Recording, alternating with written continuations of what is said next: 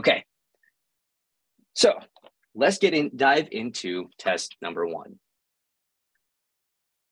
Oops. I need to have the chat open. Okay. So we are going to get this. Come on. Now I have to do here. Sorry, my Zoom is being really wonky. Okay. So there we go. So the first thing you want to do when you're starting to naming, well, what is the first rule of IUPAC naming? Identify your longest carbon chain. And what he really likes to do is make a really long carbon chain, very linear, right in front of your face, right?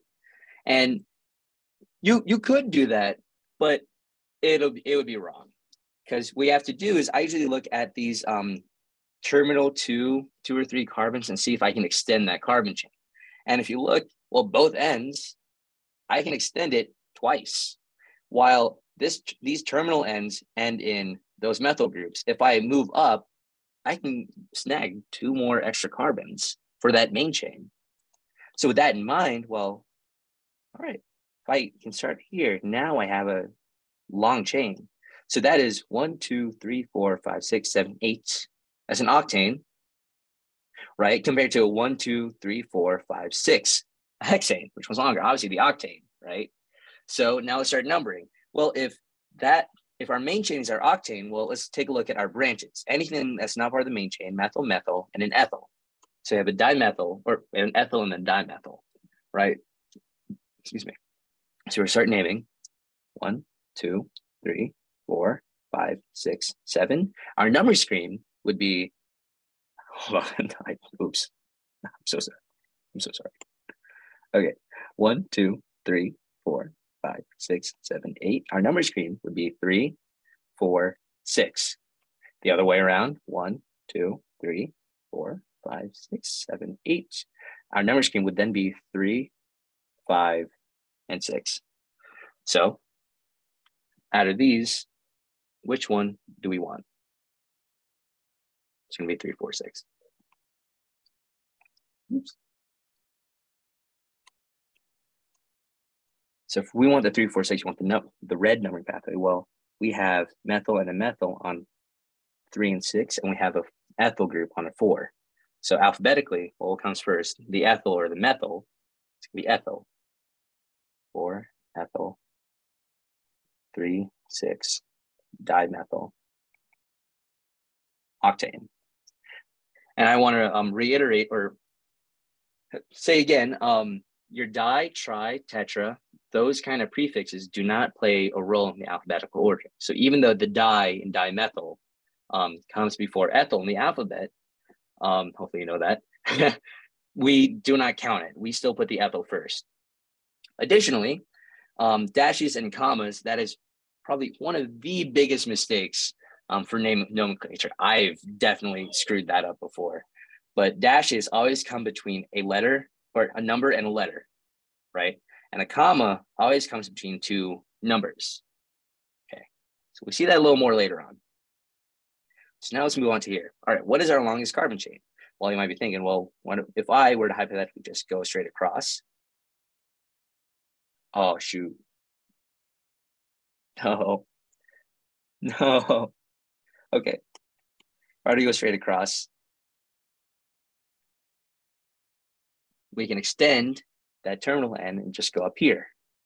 I think that was fairly obvious. But if we look at our numbering schemes, 1, 2, 3, 4, 5, 6, 7, 8, have an octane. Other way around, 1, 2, 3, 4, 5, 6, 7, 8, octane. And our groups for that red pathway is going to be 3, 4, 6. And the reverse way is going to be 3, 5, 6. So this is actually a cool coincidence, because that's the same like number scheme we had before. So we also want the 3, 4, 6. So if we're looking at this, well, 3, 4, 6. Bromo comes first, because out of the branches, methyl group, bromo. We have a dimethyl, group and we have a bromo group. Bromo is going to come first. And bromo is on our, with the red number scheme, 6. 6 bromo, 3, 4, dimethyl octane. Right. And something I want to note while we're here, so far we have not come into any priority functional groups. The 2 priority functional groups, if you remember, are alcohols and amines. So if that's not the case, we want the lowest number scheme possible. And with alphabetical order in mind as a tiebreaker. So if we go down here, let's identify our longest carbon chain. It's going to be straight across. You might be thinking, what about this up here? Well, that's not part of the carbon chain. There's an oxygen there, so it's technically an ether. That's a methoxy group. All right. So you cannot extend it up there. It is not a pentane. It's going to be a butane. So our longest carbon chain, our parent chain, is going to be butane. Let's identify our branches. We have a methoxy. So our normal methyl, ethyl, propyl, butyl, but instead of the YL, we have oxy, butoxy, methoxy, ethoxy, all that stuff. And right here we have methyl group on an oxygen, so it's going to be methoxy. We have a chloro group and we have a methyl group. So let's look at our numbering. 1, 2, well, 2 again, 3, 4. So I have a 2, 2, 4. And the two twos up here, I'm talking about the same carbon, but you have a geminal methyl and a chloro group. All right, that way around 1, 2, 3, 4. We have 2 3s, 3, 3. So we would have 1, 3, 3. Now, which one do we choose? Well, if you wrote them out correctly, starting from the lowest and going to the highest number, well, between 1 and 2, which one is most favorable?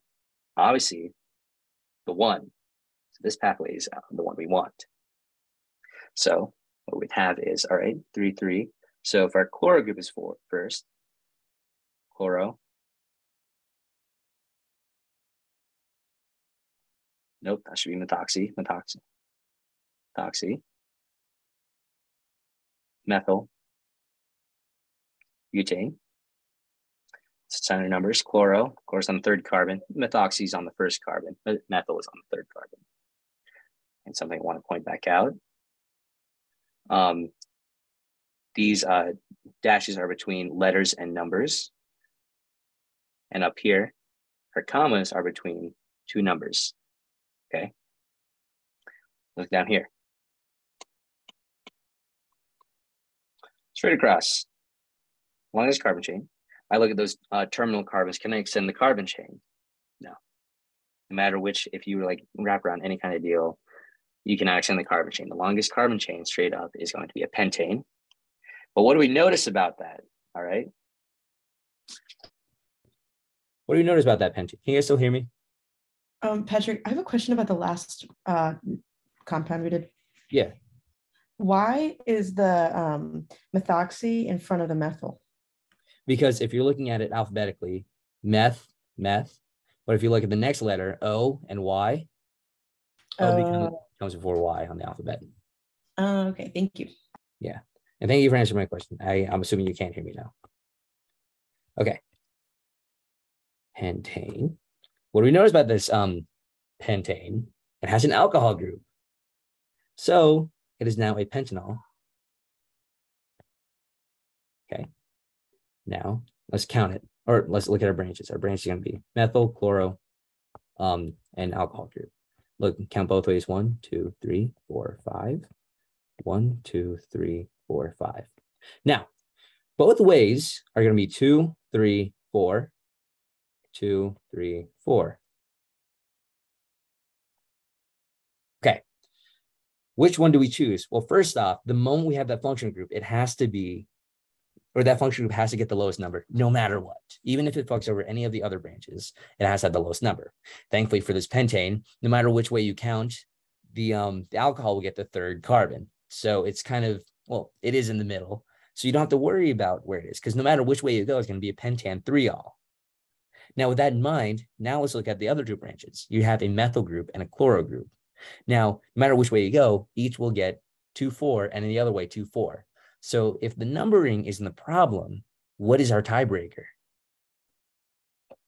Someone yell it out. Alphabetical. Alphabetical.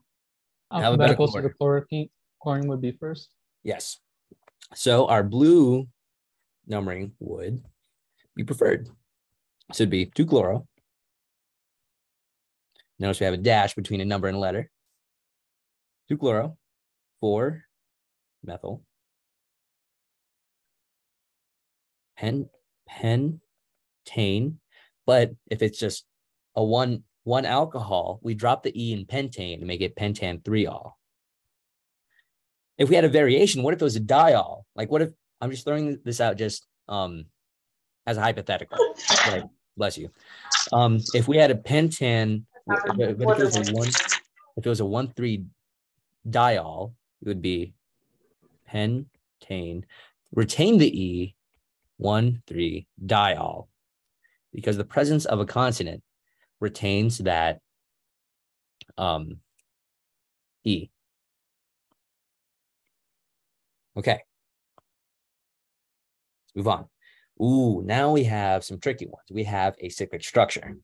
Now, looking at a cyclic structure, obviously, the lowest numbering schemes you get are when you start at a branch. So if you start here and you were to count 1, 2, 3, 4, 5, 6. Excuse me. Or start at the chlorine 1, 2, 3, 4, 5. No matter which way you count, you're going to get a 1, 2, 4, 5. Okay. So if it doesn't matter which way I count, what is our tiebreaker? The alphabet. Right. So out of these groups, you have a chloro group, bromo group, and 2 methyl groups. Which one's the lowest in the alphabet? It's going to be the bromine. So we start with the bromine as number 1, uno, and we keep counting around to get the lowest number scheme. You don't want to go this way, obviously, because that would increase the numbering scheme. So if we want to start that way, well, now we would have a 1 bromo, 5 chloro, 2, 4 dimethyl. Do not forget your cyclohexane.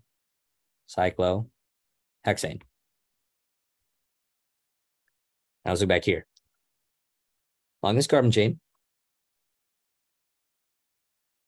it's going to be hexane. Now, what do we notice about our branches? We have a functional group. We have an amine. So if we were to number this, 1, 2, 3, 4, 5, 6, 1, 2, 3, 4, 5, 6, 3 versus 4, the function group has to get the lowest number. So the number scheme we have to have is 3 and 5. Now, conversely, that blue number scheme gives us 2 and 4, but it has to be 3 and 5 because we have to give the amine the lowest number, even if it fucks over the other branch being bromine. So now we have to have 5 bromo, hexane, 3 amine. Now this one's tricky. You have a cyclopentane and you have 3 functional groups that take priority. Now, if you had all of them in the same compound, which one takes priority? Well, from what you know, your highest priority group is going to be the alcohol. So if you have a cyclic structure and you have an alcohol, that alcohol has to be the first carbon, no matter what. You have to start there. Because if you start anywhere else, alcohol will not get the first carbon, or will not have the denotation of 1, which is not IUPAC correct. So knowing that that's number 1, let's count around. 2, 3, 4, 5. Our diamino is now 3, 4. If we count the other way around, 1, 2, 3, 4, 5. Our diamino is still 3, 4. So no matter which way you go, it doesn't really matter. And if you notice, this compound's achiral, it has a plane of symmetry, so it doesn't really matter which way you count. It's superimposable. If you knew more about the stereochemistry, obviously, but it's going to be 3, 4. See, we have a comma between 2 numbers, diamino, cyclo, pentan, note 1 all. You're welcome to drop the 1 in pentanol if it is the first carbon. Should you do it? I don't think so. It's a pretty bad habit to get into. And if you're doing that on the final, I mean, go be my guest. Be my guest, do it. But if you have like a Pentan 2-all and you drop it, tough luck. Tough luck. Now we have our oh so fun isomerism page. And I'm going to have like a little bit of a addition. We're not going to use stereoisomers. We're going to introduce our enantiomers plus diastereomers. We're going to introduce that because that's what it's going to be like on your final. So with that in mind, we now have 5 different options we can choose from. So let's go ahead and count. So when you have something that looks something structurally different, I think it's a pretty safe bet to count your carbons and hydrogens and just count your atoms.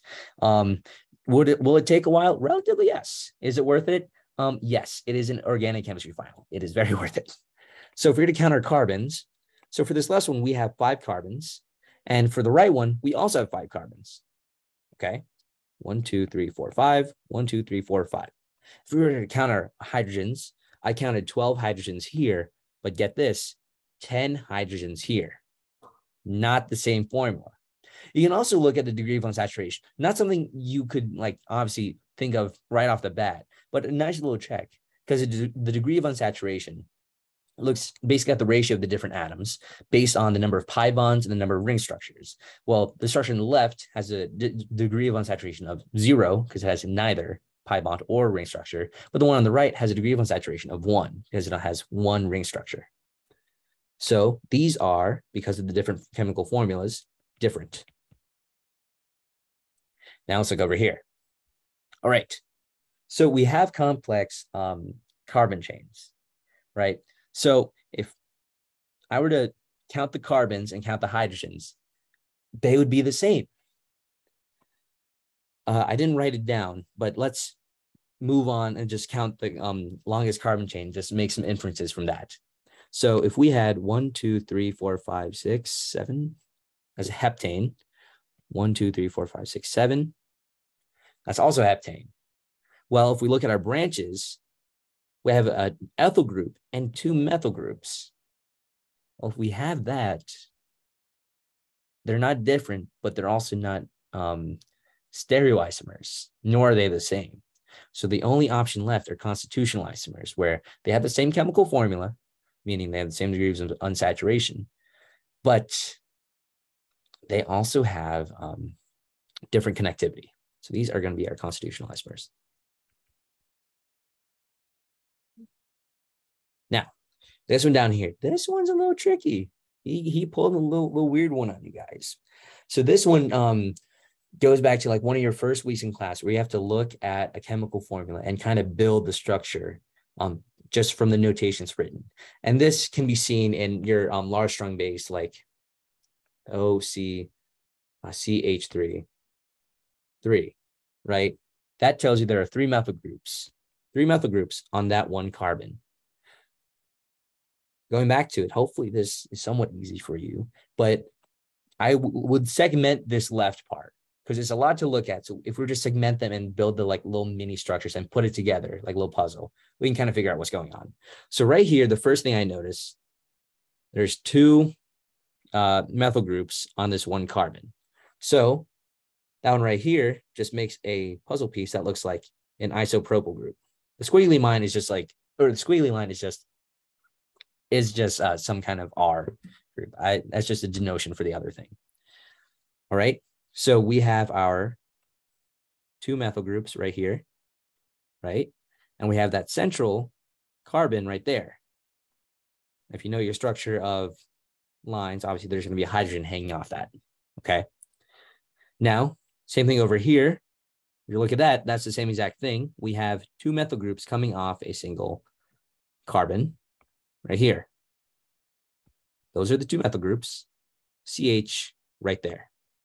And all we have left is now CH2. So if we were to put these 2 groups together, we would get something like this. CH2. We would get a structure that looks like that. If we were to redraw it, it would look like this, where the 2 isopropyl groups air quote, are going to be right here. And that methyl group, or not methyl, this methane group is right here in the middle. And well, would you look at that? That's the same exact thing as that. So same structure, same chemical formula, which you're welcome to count. That's gonna be the same. Okay. Now let's look up here. Now, with your knowledge of stereoisomers, well, eventually stereoisomers, but your chair conformations, well, if you're looking at this chair conformation, if you draw out the other hydrogens here, the hydrogens right here, if you're looking at this relatively, well, for this carbon right here, that chlorine is axial, that's up.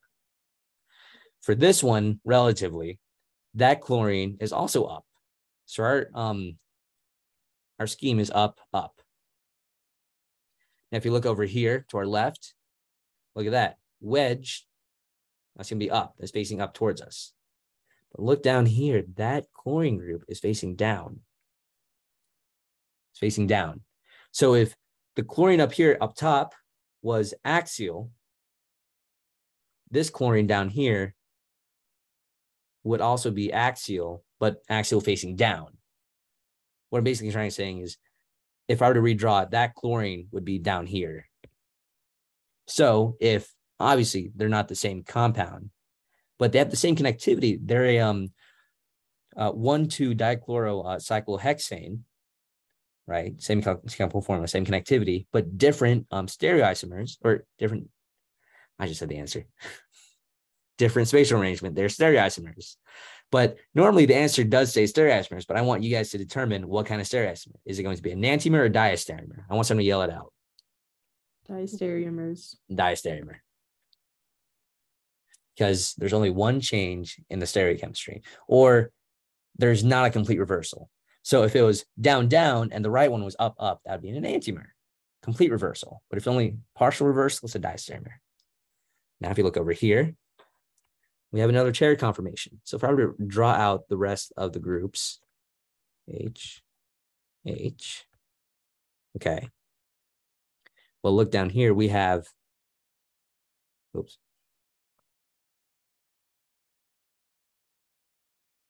We have down,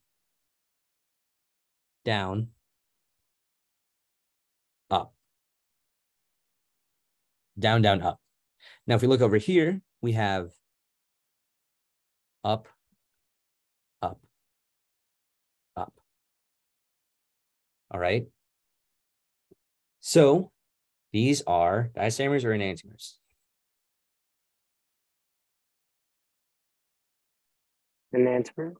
They're going to be diastereomers. I would like to note, if the BR were hypothetically down here, then it would be an enantiomer, because a complete reversal of up, up, up to down, down, down would be a mirror image, and thus would be an enantiomer. But if there's just only a partial stereochemistry change, it is going to be a diastereomer. Ooh, now we get into the fun stuff. Now, I'm just going to go over like a quick little run through on what we do for these stuff. So when you're looking for SP, SP2, SP3, the big thing to note are these things called domains. All right.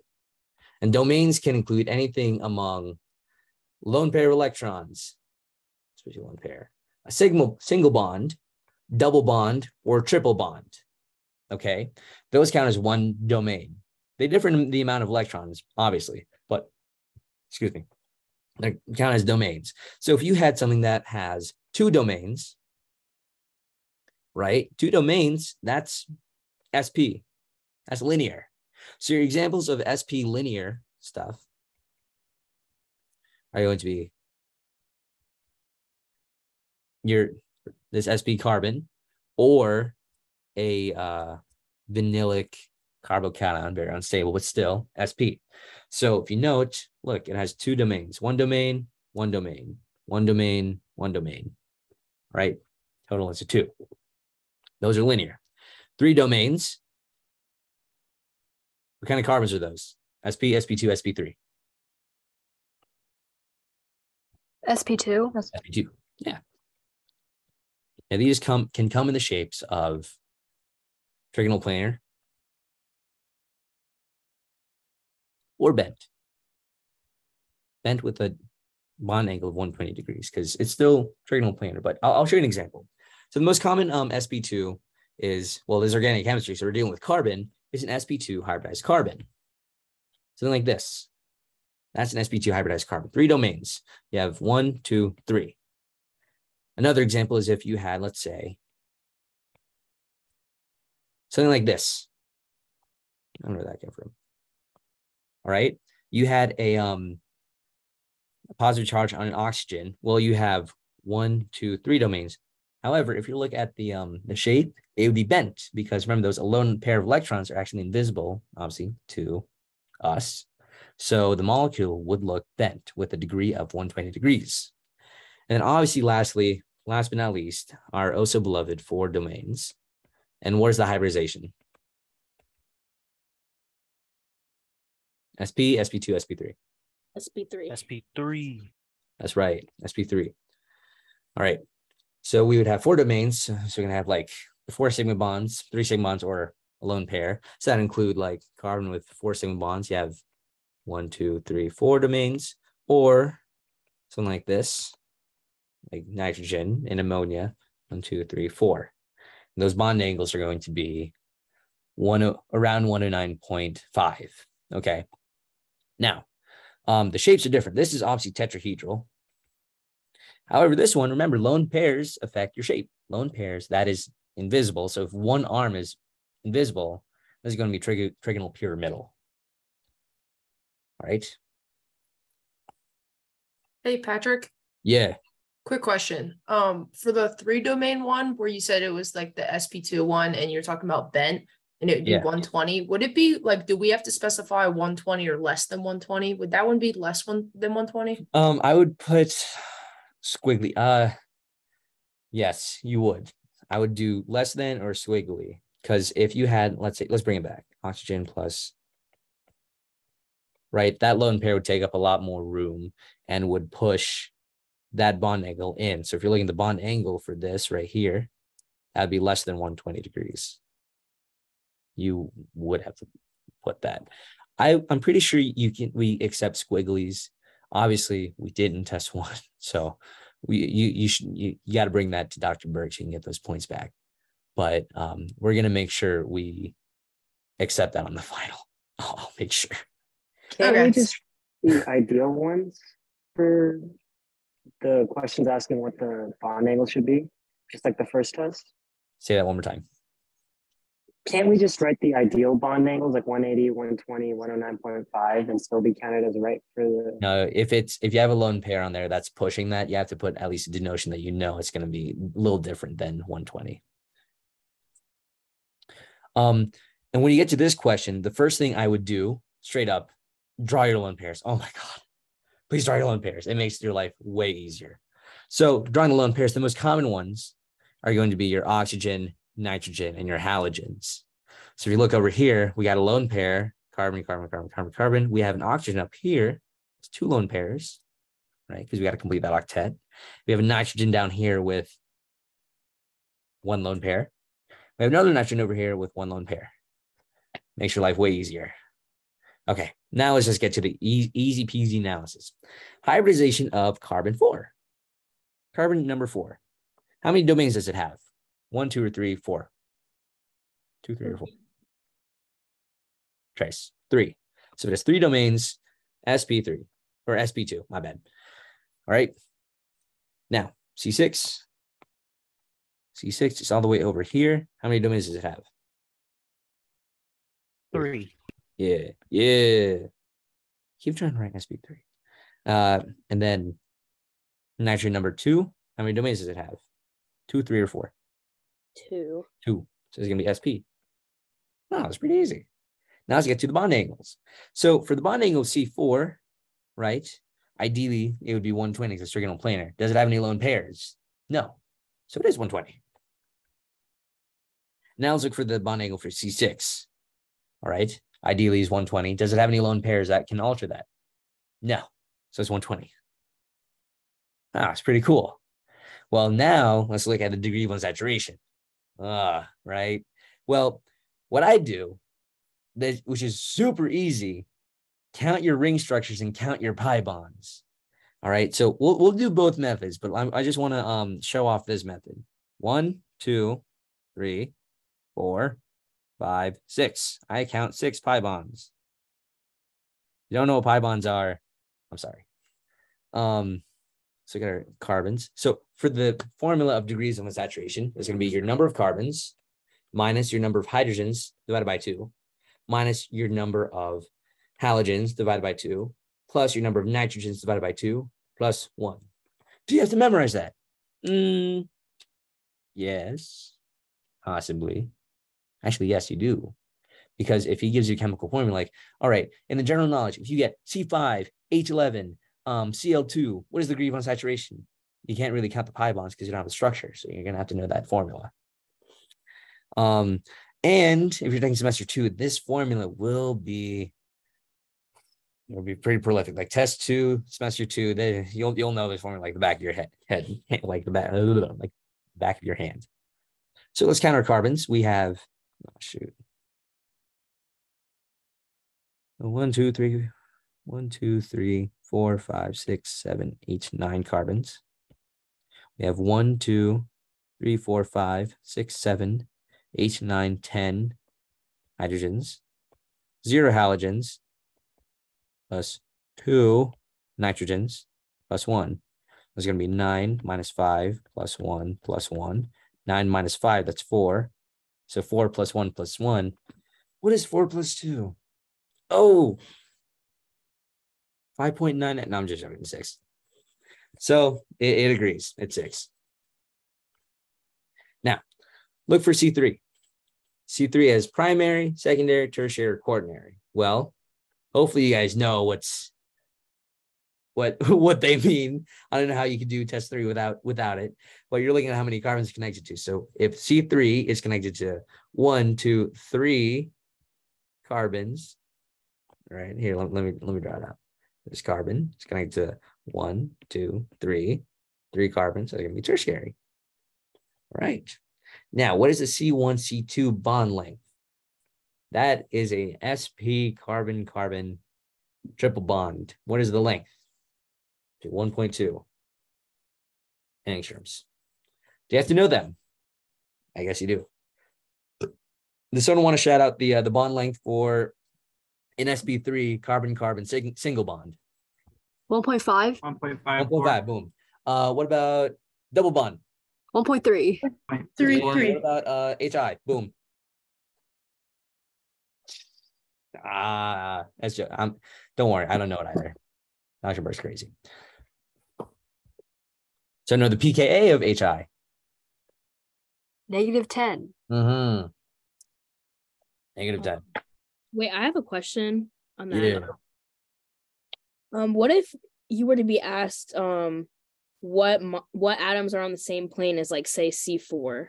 I remember you talking about that strategy earlier. Oh yeah. All right. Let's throw it out. Let's do that. So what did they ask that?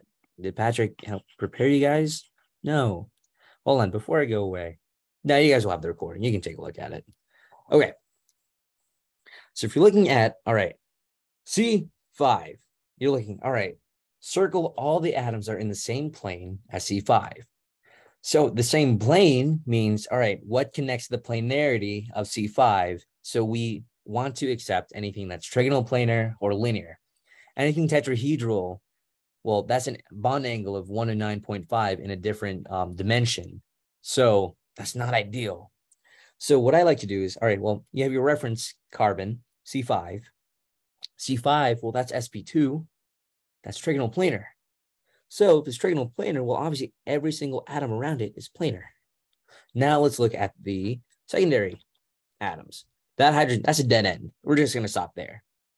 This carbon, that is, what is it? sp2. So if it's sp2, well, everything it's connected to must be in the same plane because it's trigonal planar. So there you go. Now for C4, what's the hybridization? That's sp2. So if it's sp2, I don't see any lone pairs or anything wonky. That's trigonal planar. So everything is connected to must also be planar. So far, every single atom I've circled have been on the same plane as C5. That's because everything that I've built off from has so far been trigonal planar. Now, while these are, again, dead ends, we don't have to worry about it.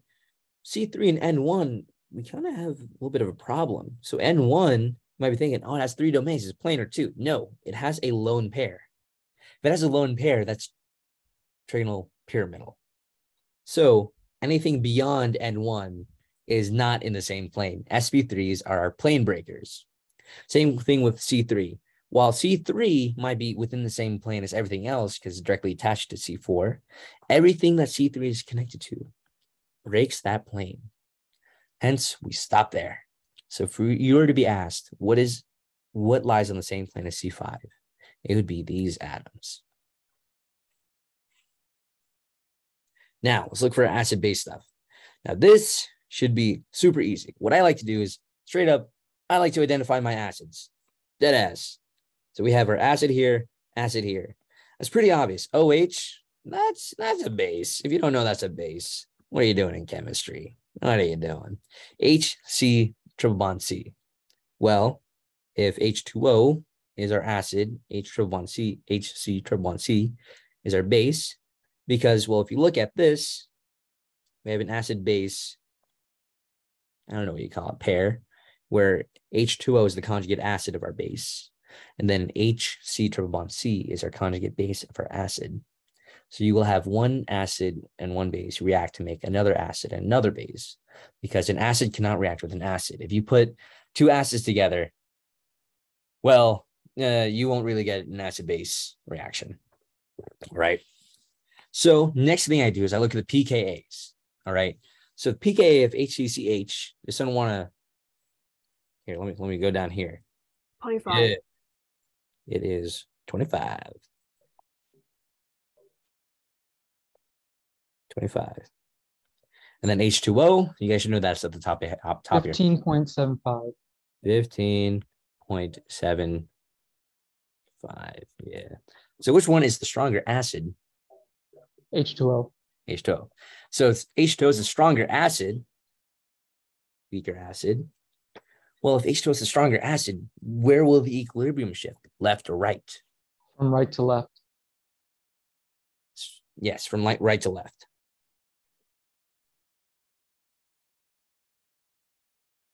That's because if H2O is the stronger acid, it'll dissociate the most. If it's dissociating, it's pushing equilibrium away because it's protonating HCCH. Another way you can just think of it bluntly, the equilibrium always shifts towards the weak acid if you're doing an acid-based stuff. All right. Now, here's the kicker. Circle the following that is the strongest base. How the hell do we do that?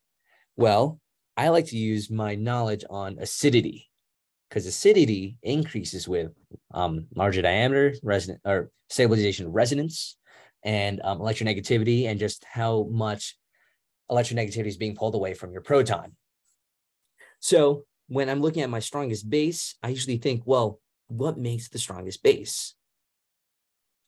Your weakest acid. The weaker the acid, the stronger the conjugate base. The stronger the acid, the weaker the base. Right? So like HCN, HCCH, those are pretty weak bases. Well, let's try the weak base. That's relative.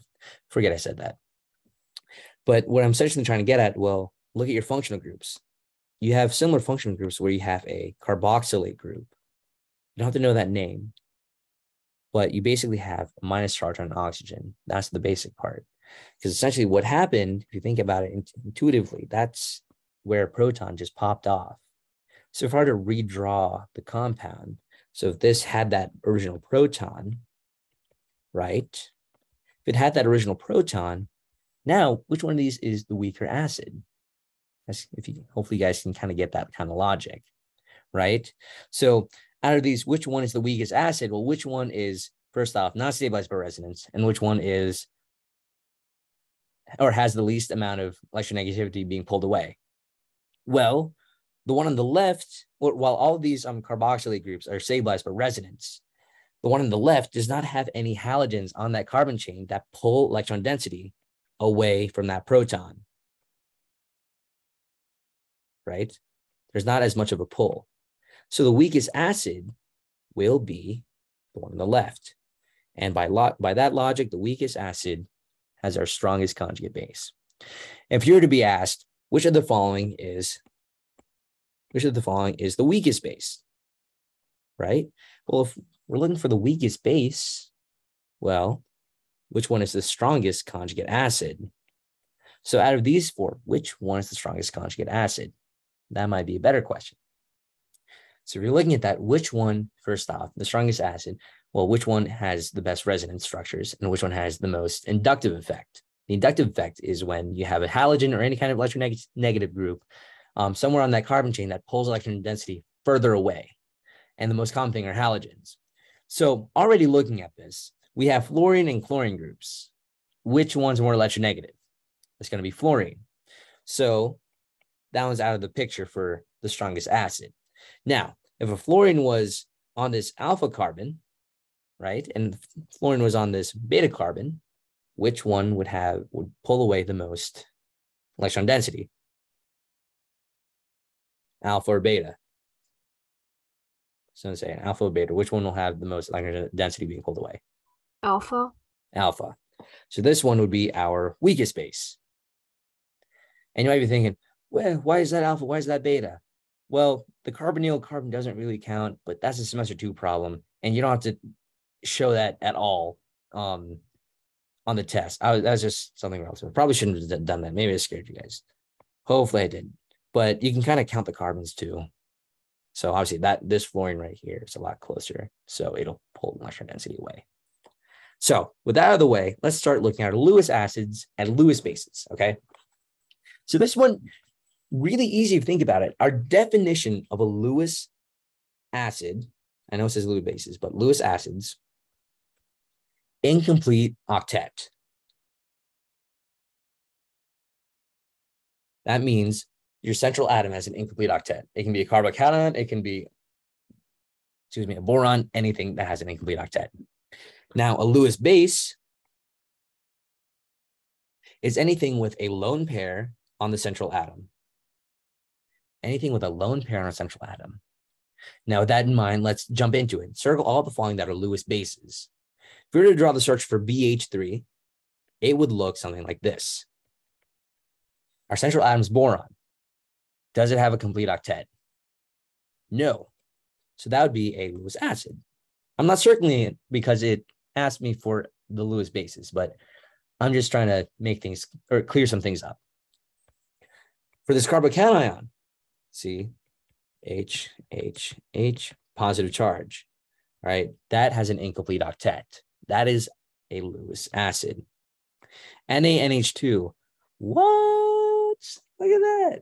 Your freakily small, strong base. It was teased at you guys in test 1. Well, how could he do this? Yeah. So sodium dissociates, but I can just like leave it in there. This is ionic bond. But NH. Okay. Does that central atom have a lone pair? It just needs one. At least one lone pair and it'll be a Lewis base. The answer is yes. You have 2. So the moment it has one lone pair, it is a Lewis base. Silicon, and then H4. H.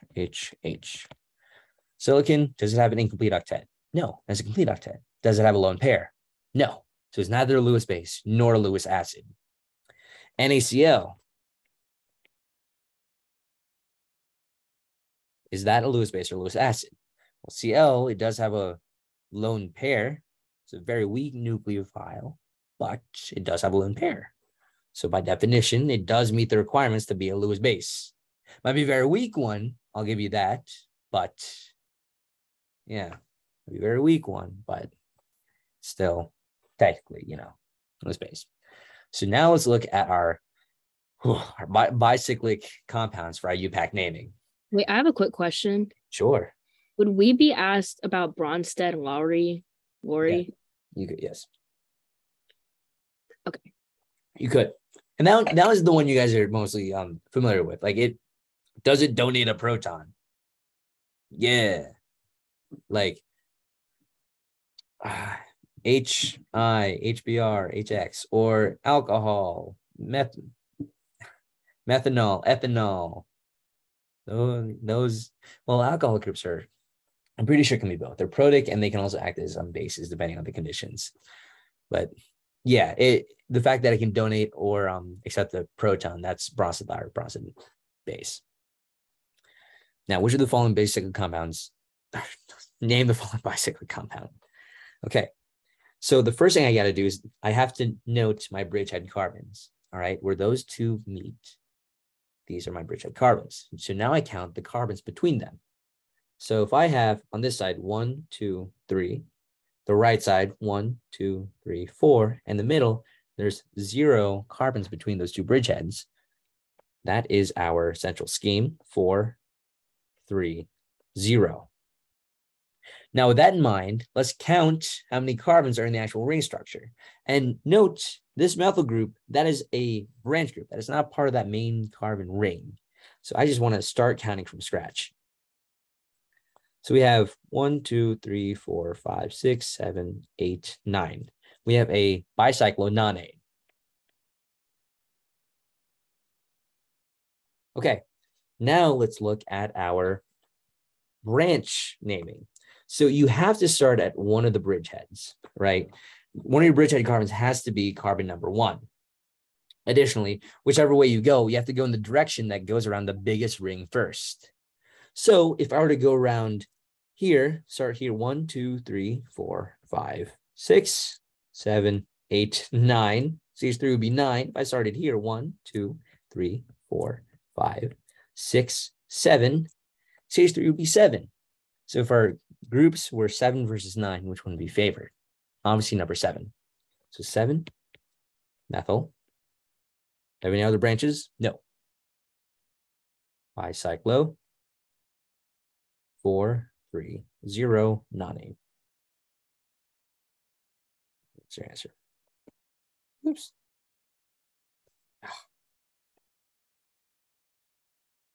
Okay. Now, name the following. Okay. Could you go back up a little bit? The things in the brackets, those are periods.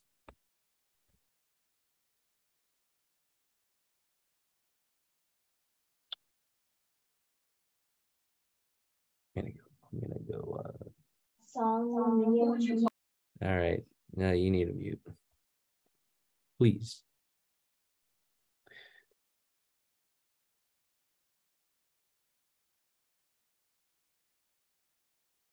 Patrick, you're muted.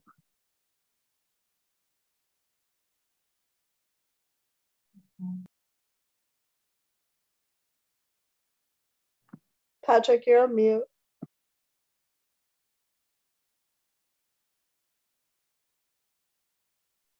Who did that? Our bridgehead carbons are right here. All right. So we just count the number of carbons between our two bridgeheads. So I'm going to use let me use green. So if I'm looking between this bridgehead in this direction, right, we have 1, 2, 3 carbons straight up.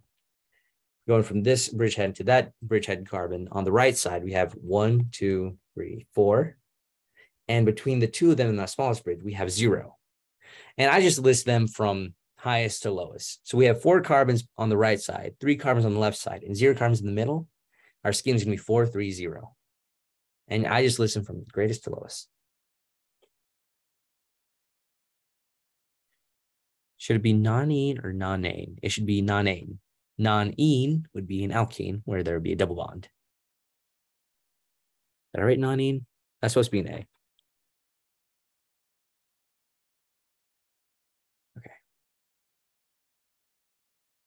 Now, if we're trying to name a branch of a branch, we're going to do an alkenyl.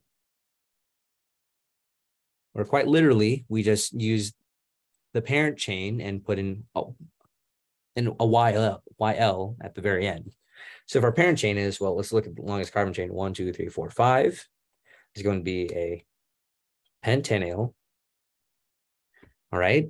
And if we have to look at the locant, well, 1, 2, 3, 4, 5 versus 1, 2, 3, 4, 5. 2 versus 4, the fourth carbon, or not the fourth, the second carbon is going to be the lowest one. So we're going to have pentan 2 ill. That's for locant. If we were to have a branch of a branch, then we would just put the branches somewhere around here and leave it be. I'm assuming you guys would like an example. So let me think of one. Let me copy that pentan 2 ill.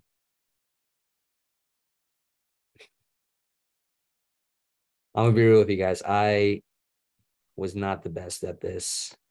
Like, I hated this stuff. I think I completely botched it when I took my exam 3. Exam 3 was my lowest one.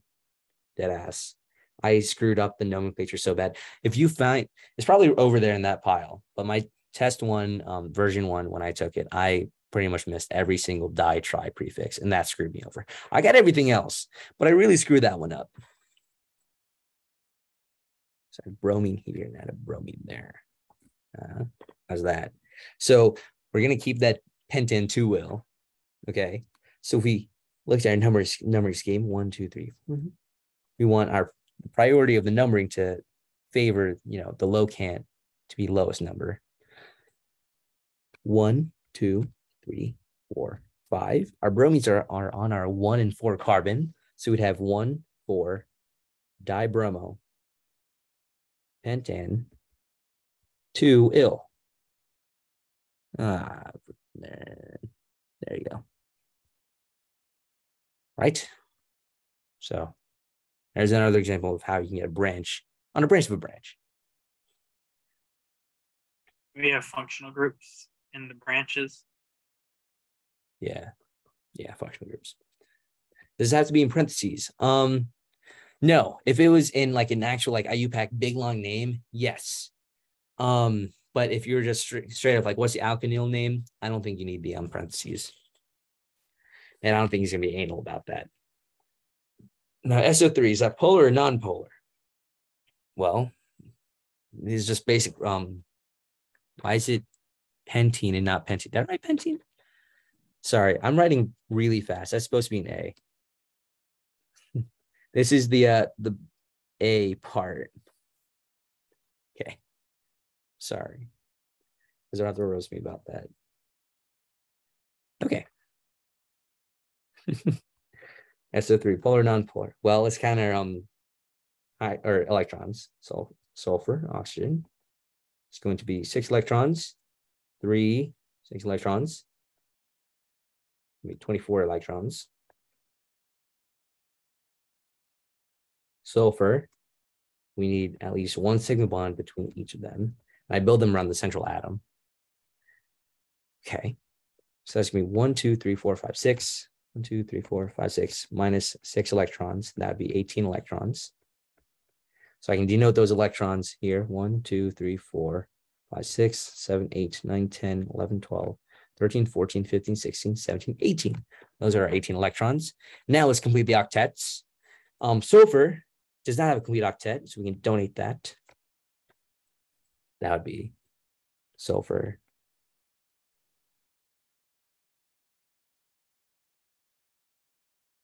Here we go. Minus charge here, minus charge there. Can we go further? This would be acceptable, but you can actually go further, eliminate those formal charges there. Because remember, sulfur can actually exceed the octet rule. So you get something like this. Now you have a Lewis structure where it meets those electron requirements. Sulfur doesn't really matter, that exceeds the octets, and you basically have no formal charges. What is the shape of C2HBr? Well, let's draw our carbon structure, C, and we have left is an H and Br. I'm going to assume that they're going to be over here. That's just intuitive. Okay. Now, well, that's not really a complete structure, so I'm kind of put together that it's going to be a triple bond. Maybe thinking, well, how do I get to there? I don't really have a complete answer for you. Like, that's a pretty whack chemical structure. you could count the electrons and just basically build it the same way we did number 9. What was the answer for number 9? That'd be accepted. You're pushing your luck if you do this one, but I'm pretty sure we'd accept that one. Either of those two. So that would be nonpolar, right? Oh, yeah, nonpolar. Cool, cool. Is that one with the 2 negatives polar though? You don't rearrange it. That's why that one's not ideal, because that would technically be polar. But remember, resonance structures, those electrons would be moving around. So in actuality, I'm pretty sure that hybrid would look something like this in real life, with your knowledge of some stuff you've built on stuff past test 1. The hybrid looks a little bit like that. All right, I'm going to move on. C2HBr, that's going to be linear. You have 2 sp carbons. That's a linear shape. If you had a carbon structure that looked like this, I think this was on one of your exams. It's like Br, Br, H, something like this, right? If they ask you what the shape of that is, you would put planar, right? Just planar, because these are 2 sp2 carbons. Those 2 sp2 carbons are obviously planar, so you just have a planar molecule. Ooh, perfect example of what I said before. Where's the degree of unsaturation for this? They just give you a chemical structure. You can't really count your ring structures or your pi bonds, okay? So if we remember, C minus H divided by 2 minus X over 2 plus N over 2 plus 1, that's going to be 8 minus 10 over 2 minus 2 over 2 plus 0 over 2 plus 1. 8 minus 5 minus 1 plus 1. 8 minus 5 is going to be 3. Degree of saturation is 3. Now, this question I particularly liked. In the following molecule, circle the most acidic protons. And something I want to make clear with you guys is, what the heck is an acidic proton? Well, an acidic proton are going to be protons, H plus, on 3 particular atoms: oxygen, nitrogen, or a halogen. The weird thing is, though, for the halogens, when you have a proton on there, well, halogens only like to make 1 sigma bond, usually. So that includes HI, HBr, HCl, HF, right? Those are acidic groups, but they don't really form compounds with other stuff. So the big thing you're looking at are going to be protons that are going to be on oxygens or nitrogens, all right? So if it's a proton on oxygen or nitrogen, it's fair game to be protic. So if you had like CH3OH, right? Now a pKa of 15 or 16, anything between 15 and 16, that might not seem so acidic, relatively, little kind of is, but it might not seem too acidic. But the fact that the H is on an oxygen, it is acidic. So looking at these, well, which one of these protons are going to be acidic? Well, we have oxygen, oxygen. So our acidic protons are going to be this hydrogen and that hydrogen. Hydrogens on a carbon are never protic. You're going to have to like have super weird conditions to have that happen, but you will not have that happen. So if you circled one of the hydrogens on the carbon, don't do that on the final. It's hydrogens on carbons are not going to be protic, because I don't know if you remember from lecture, well, pulling off a hydrogen off a carbon is extremely energetic. It requires a lot of conditions. So if we have 2 protic hydrogens, we only have 2 options now. Now, which one can we tell is more protic? Well, we have one point of difference, that fluorine, right? So if that fluorine's there, well, let's look at the induction effect. Will it have a greater pull from this alcohol group or this alcohol group, left or right? It's going to be left. Exactly. It's going to be left because it's closer to the left one. The induction effect is going to be a lot greater. Let me use a thick one. A lot greater than the induction over here. Now, what if there was a chance that the one from the right was just a little bit closer and they were both equal distance? They're equal distance and they'd be equally protic, and that'd be a bad test question. Or there might be some like weird thing different about them. But obviously your 2 protic groups are going to be different in some kind of way in order to choose one. Okay, thank you. Yeah. Do you mind going back to question 11? I just didn't finish writing it down. Yeah, of course. Would you like me to redraw the CH2BR or C2HBR, or you want me to keep that one up there? That's fine. I'll just redraw it. So the answer for number 12 would be the H that is closest to the fluorine, right? Okay. Correct.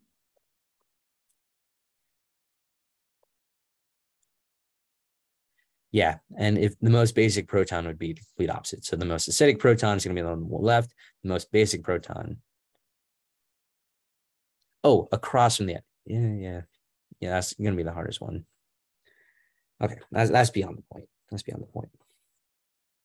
It's fluorine, or if it was fluorine, if fluorine was Cl or I instead, would the left hydrogen still be the most acidic? Yes, because it's still a halogen. If the locant didn't change, if that fluorine was a chlorine or hydrogen, it would still be the closest to the left alcohol group. So that'd be the most acidic. Now, boat conformations are always, you can try to memorize. It's going to be torsional strain and steric strain. So I'm going to go over that real quick. So the three types of strain are going to be bond angle strain, torsional strain, or steric strain, right? Bond angle strain is going to be for your cyclic structures. So anything that's a cyclobutane and below, right? So there's going to be bond angle strain, or I'm pretty sure planar cyclohexanes as well. That's beyond the point though. Torsional strain is whenever you have an eclipse conformation. The moment you have an eclipse conformation, there's torsional strain. Steric strain is obviously, that's probably the easiest one. Steric strain is going to be when you have alkane or just any kind of alkyl group that are near each other, near other hydrogens. So the three subtypes are going to be your flagpole,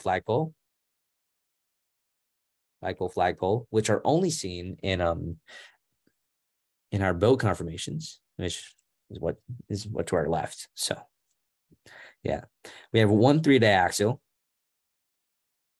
And 1,3 diaxial, that's present in our chair conformations. Hence why we like to prefer large groups to be equatorial, because it has the least amount of 1,3 diaxial strain.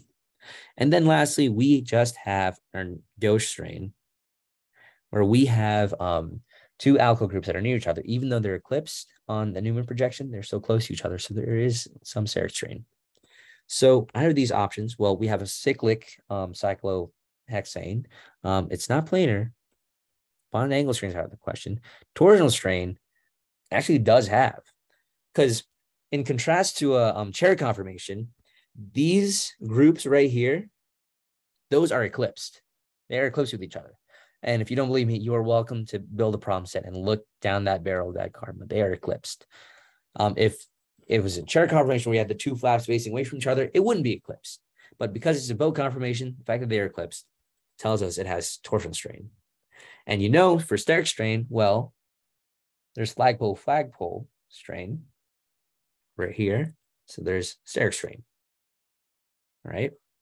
Now, if we look over here, bond angle strain, torsional strain, steric strain. All right, let's choose which one of these are present. So this is not cyclic at all. There's no bond angle strain. There's no possibility for having bond angle strain. Torsional strain, are they eclipsed? No, they are staggered. Is there steric strain? Yes, there is. There is gauche strain right here. In contrast, what if we had something like this, where we had CH3, or no, that's not CH3, H,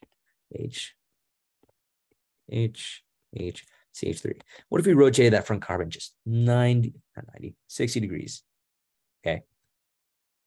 Did I say 60? I meant 120 degrees. Then there would be no strain at all, because it's staggered. There's no torsional strain, and there's no steric strain, because they are away or the alkyl groups are away from each other.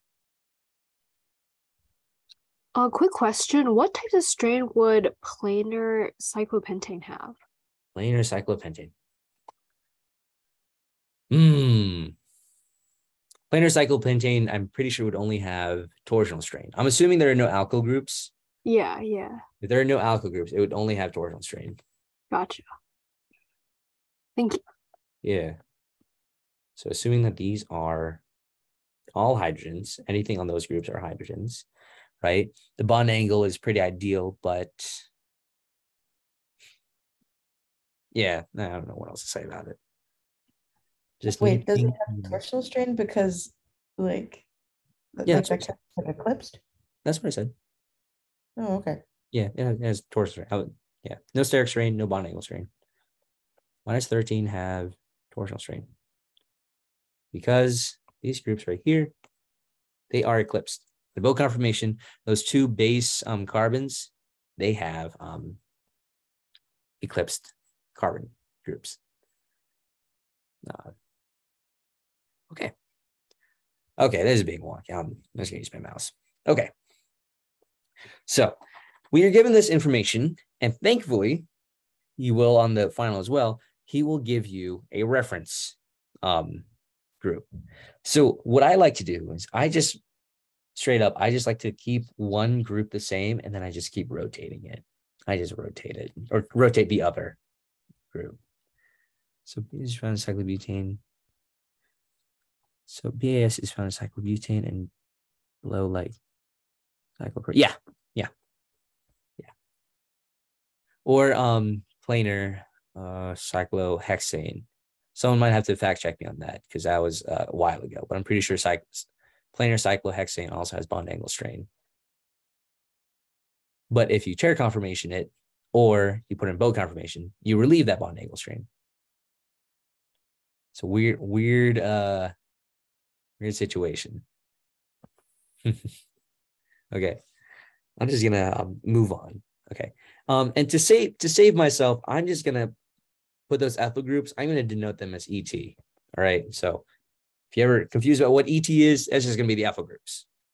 So what I'm gonna do is I'm gonna redraw it where my ET groups right here, ET, CH3.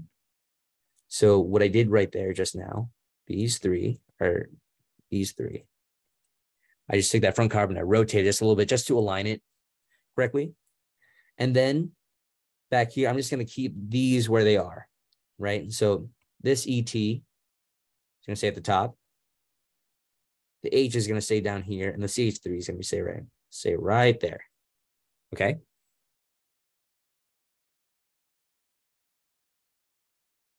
Did I do that right? Hold on.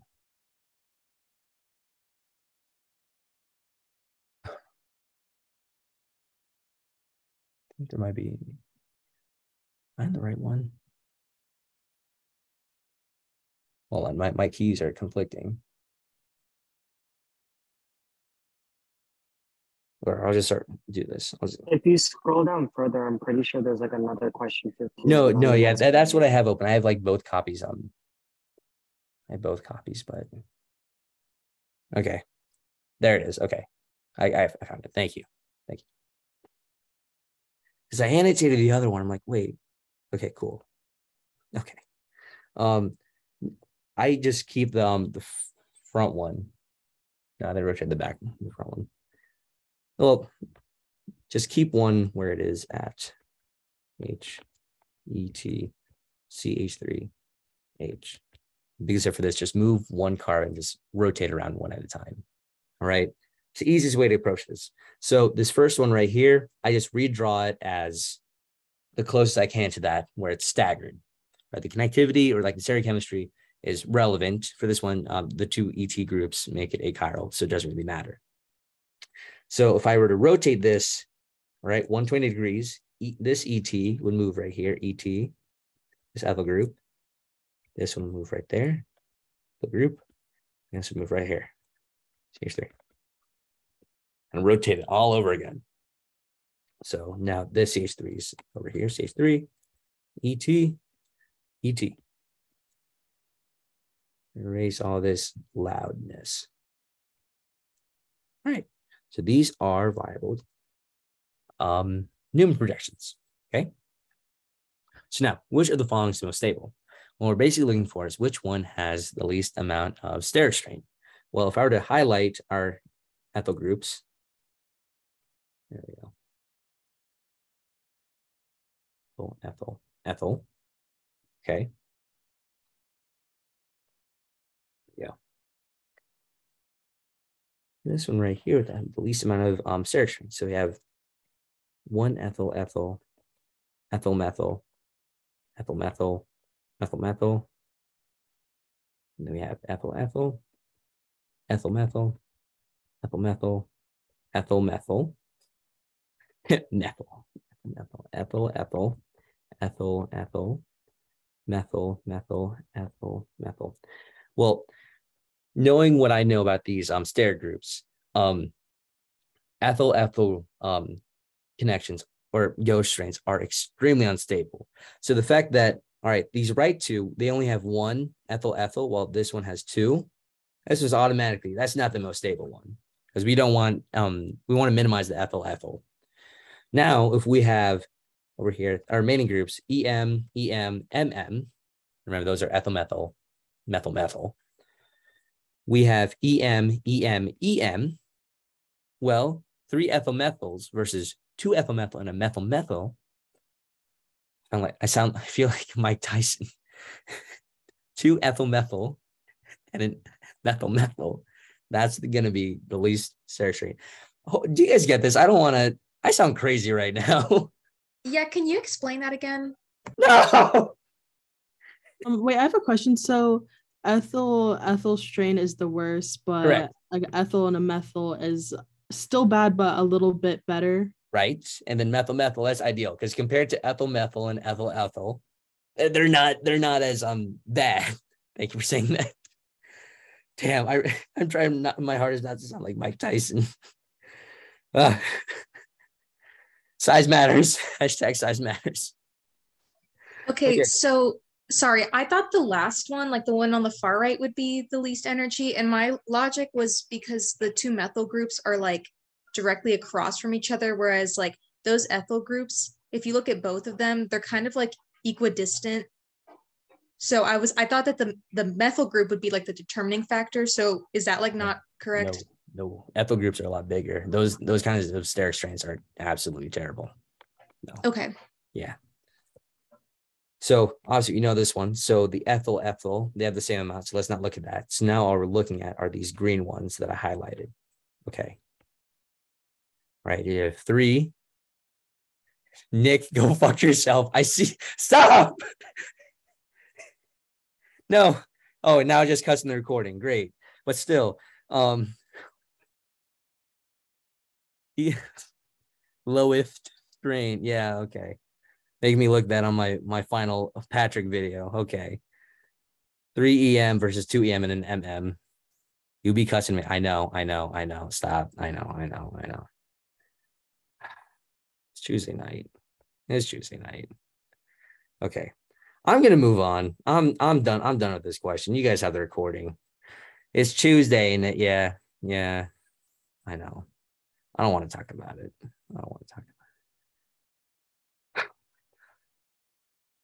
You guys.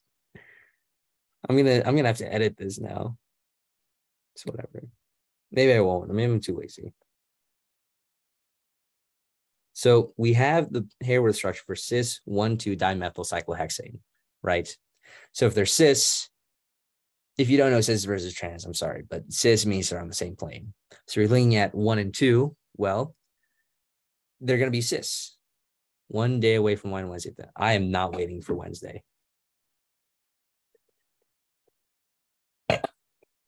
HH. Do you guys have any questions on how we got that Hayward structure? Cis, our only 2 branch groups are methyl groups, right? So they're on the same plane. And using our logic from before, I want to bring back this. Up. Could they both be down 2? Yes, they could. And if you were to put them down, the genetic configurations would be flipped. It doesn't matter. As long as they're cis to each other. Up.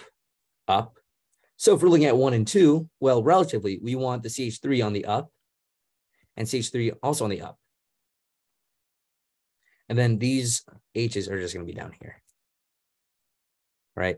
And if you're completing the final, don't actually draw the arrows. Like make sure you can draw it on the side, but like actually just put the H's there. And you can also like make little notes on the side, like up, stuff like that. Don't actually draw the bonds as arrows.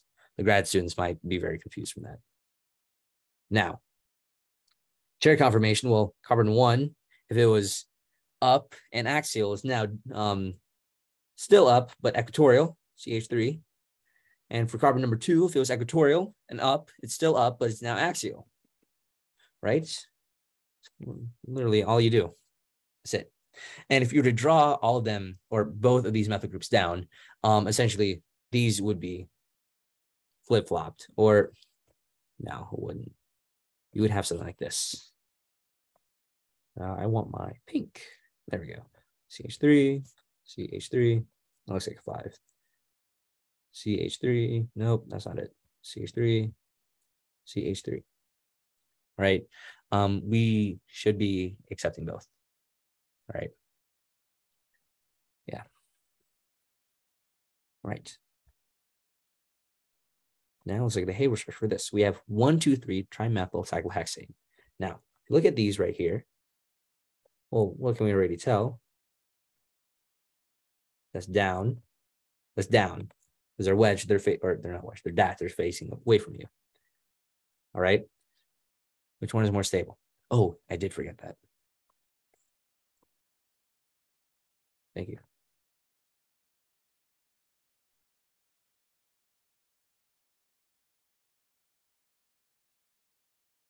Okay. Well, both sides you have an axial and an equatorial group, an axial and an equatorial group. Now, if one of them were an ethyl group, you'd obviously want the biggest alkyl group to be equatorial because it has the least amount of 1,3 diaxial strain, right? However, since both are methyl groups and they're equal on both fronts, they're equally stable. All right. Made that clear, they're equally stable. To show you what I was talking about, if this were hypothetically a CH2, CH3, CH2, CH3, well, you would want the ethyl group to be equatorial because this 1,3 diaxial strain is not very good. It's not very stable, right?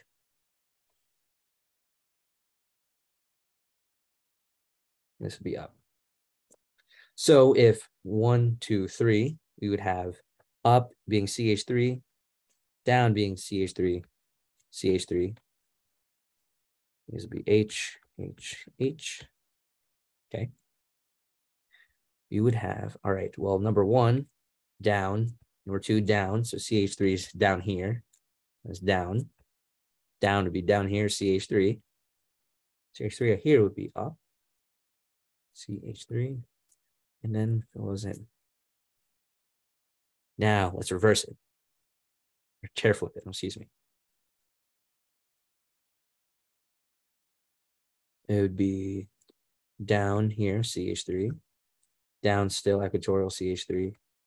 Up, equatorial CH3. H, H, H.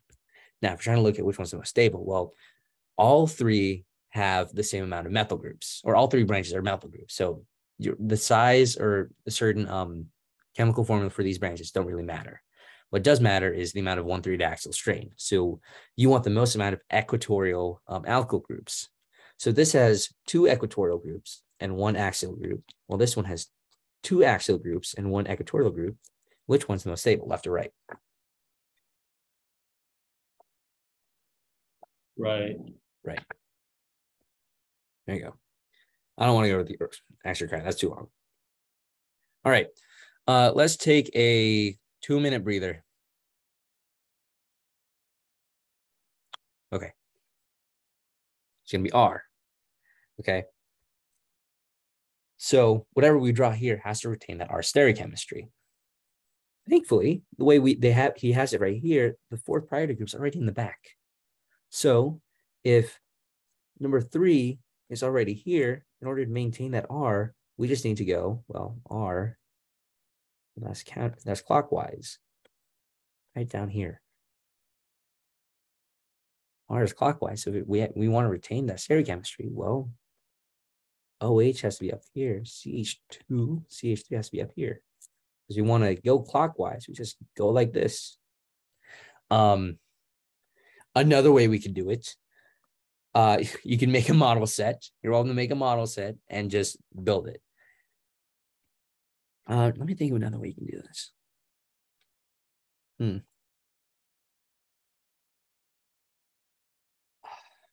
It's hard, just I don't have a lot of room. Yeah. RNS is the surefire way to do it. I'm going to move all of this. I'm not going to erase it quite yet, but I'm just going to move all of it for now.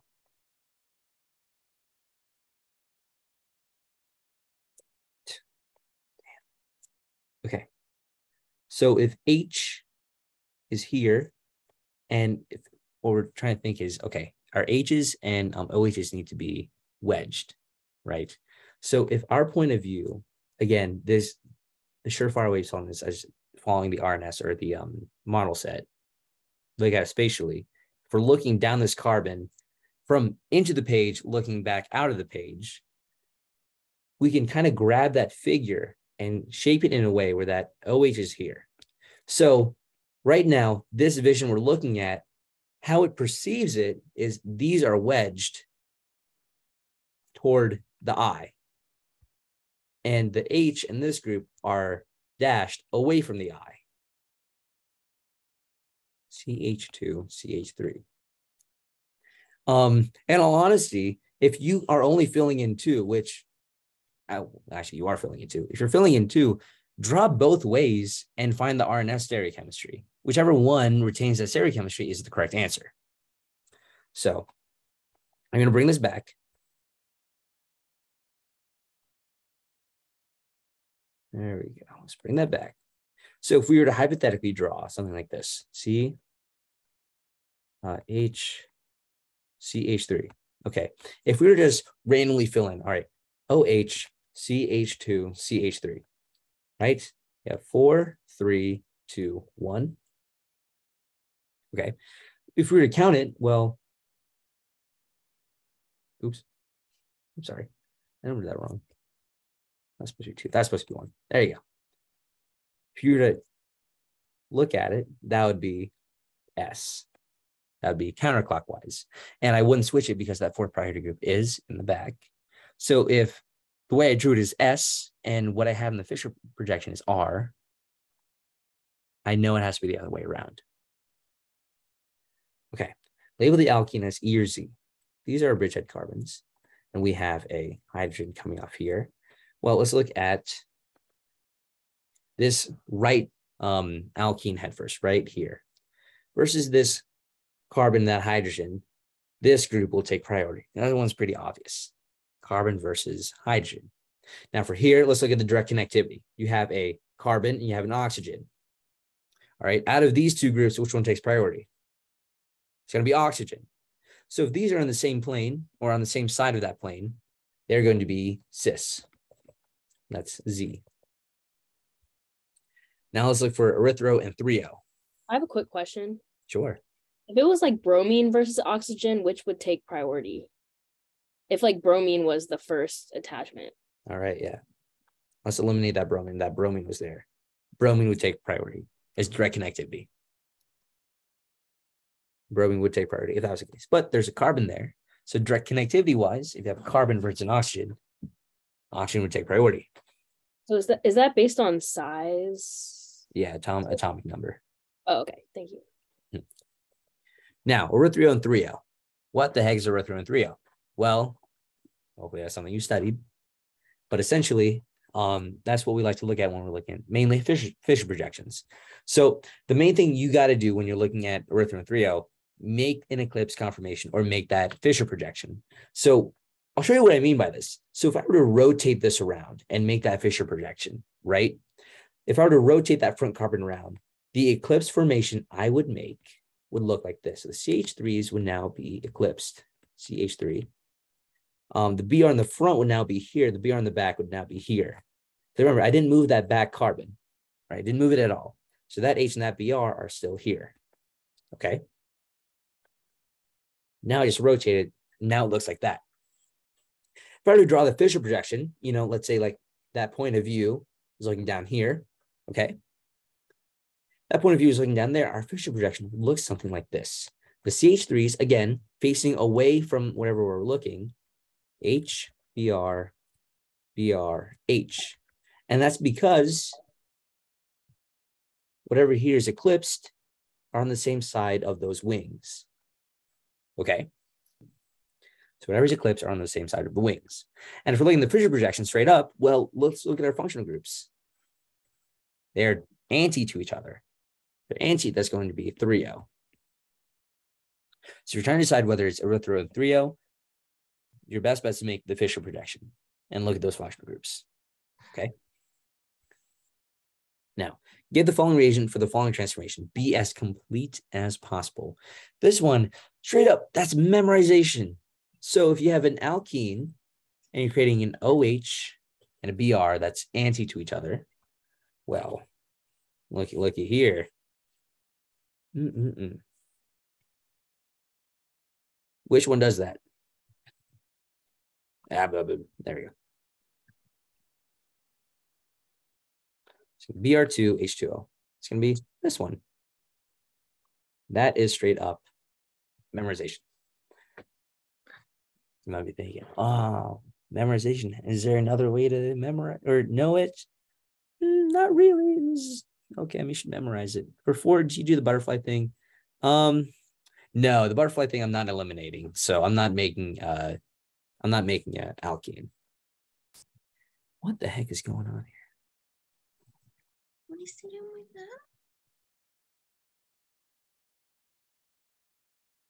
that? BR2, H2O. Right, that'd be the answer. What was that, Patrick? What? If you're talking about the thing that you heard, I heard it too. That was not from me. That was not from me. That was someone.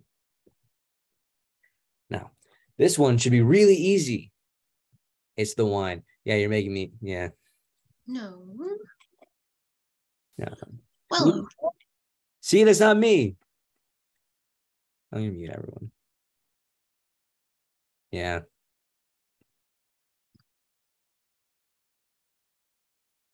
Yeah, Candace, yeah, whatever. Crazy choosing. I know, it's crazy, right? Can you share in a 3O in a erythro example? So on another note, if we were to have the opposite, CH3, CH3, BR, BR, H, H. All right.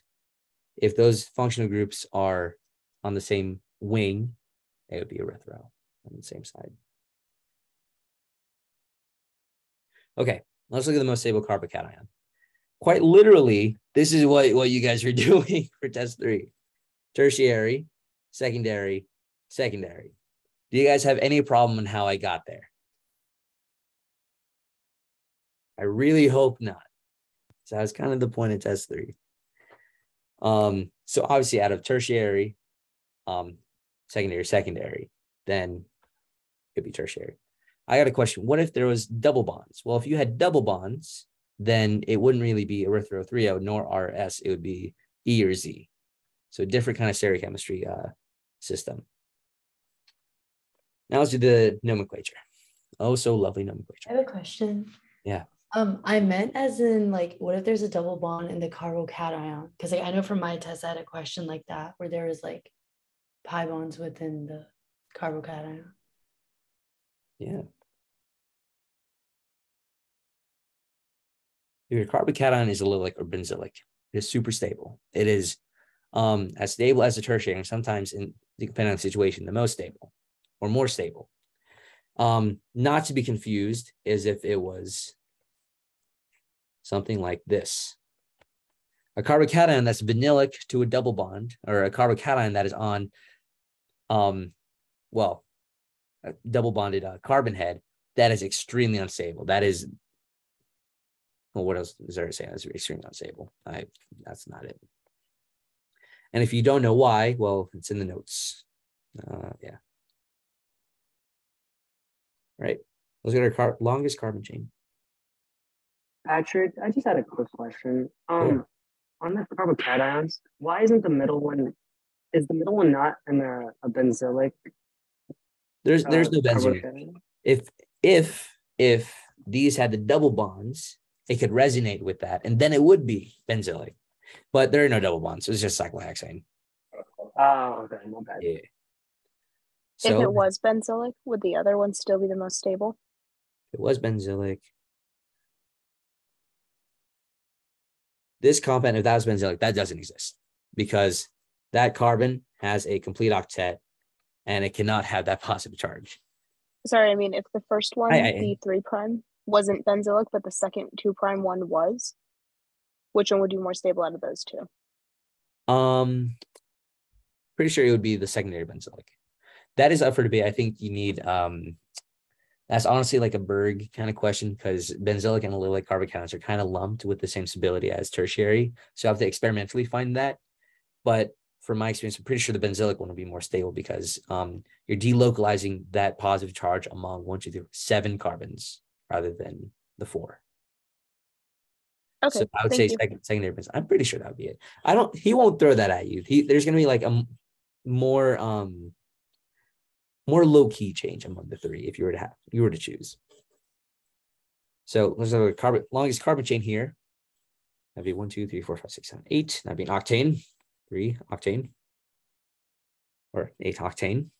Let's look at our numbering. We have 1, 2, 3, 4, 5, 6, 7, 8. 1, 2, 3, 4, 5, 6, 7, 8. Okay. So if we have 3 and 6, 3 and 6, I'm so sorry. 4 and 6, 5 and 3, my bad. 5 and 3 versus 4 and 6. 4. Hold on. I'm doing this wrong. There we go. 3 and 5 versus 3 and 5. Nope. Yeah.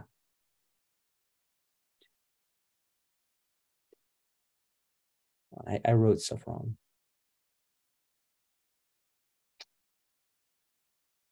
Yeah, I did write stuff wrong. Anywho, if you have a 3, 5, 3, 5 tie, however, if you were having a 2 versus a 7, 2, 7, I think it's pretty obvious which one would be the preferred numbering scheme. So your functional groups, there is a priority naming in those alkynes because alkynes and alkenes are in our priority group denomination, right? So if that's the case, we want those to have the lowest numbers. But if no matter which way you count, it's a tie, well, let's look at the other tiebreakers. Let's have the lowest numbering scheme for the other branch groups or alphabetical order. And in this case, we only have one other branch group, which is going to be our methyl group. And that methyl group, well, if you count from right to left, our blue numbering scheme, it would have the lowest numbers. So it would be 2-methyl, 2-methyl, octa, 3, 5, diene. Right? Not to be confused with like octane diol or octane diamine. It's octa diene. You retain that. Okay, now let's look over here. You have a cyclohexane, right? Now let's identify, do you have any functional groups? Yes, you have an alkene. So no matter what, one of these alkene heads has to be number 1. And on top of that, you have to count through that double bond in order to go. So you cannot count from here and start going around there. So if you start from, let's say, this one right here, let's make that 1. You have to go across that double bond, 2, 3, 4, 5, 6. So we now have a 1, 3, 5, 6. If we were to start the other way around, 1, 2, 3, 4, 5, 6. Now we have a 1, 3, 4, 6. All right, which one is the best numbering scheme? It's going to be the bottom one because the 1, 3s, that's kind of a tie, but 5 versus 4, we want the 4. So our number scheme would be the pink pathway where we have 6 bromo,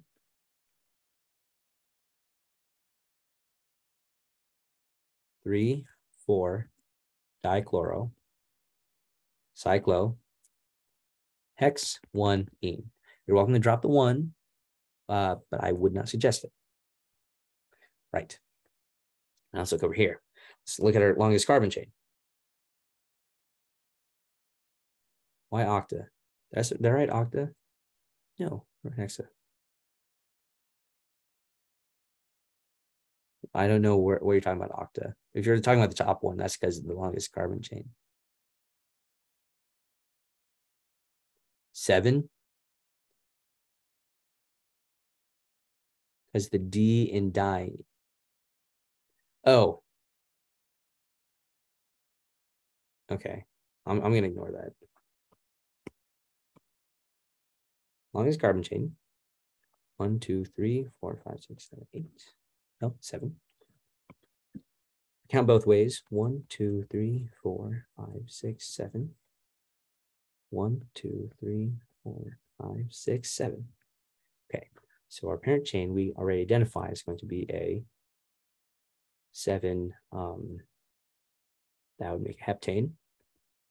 Now we have an alkene and an alkyne. All right, now both are equally important in our functional group scheme, but let's just count both ways and see what we get. So if you were to count the pink way, we would have 1, 4, 6. The blue way, we would get 2, 3, 6. All right. Well, not only is the top one better in terms of numbering scheme in general, we would denote those function groups with the lower numbers. Because while the pink pathway gives us 1 and 4, the blue pathway would give us 3 and 6. So 1, 4, and 6 is what we want. So if we were to have 6 bromo,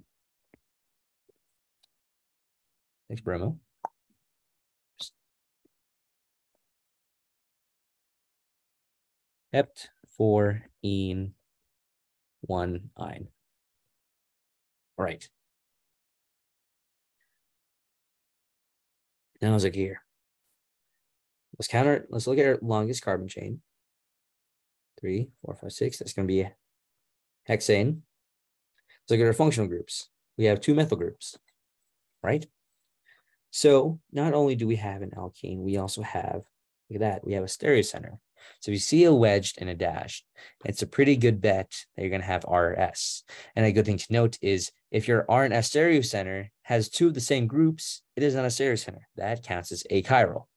Additionally, if you have a double bond and 2 of these groups, like we have right here, those H's are the same, no matter which way you were hypothetically cut and rotated, they would not change.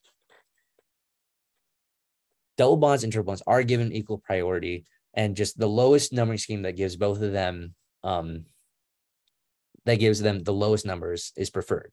Now, if you're looking at an alkene and alkyne, double bond and triple bond, that are numbering schemes the same both ways around, the alkene takes priority. That's strictly because of alphabetical priority. All right? Because, yeah, they're equal priority, but alkene, it takes precedent in the alphabet.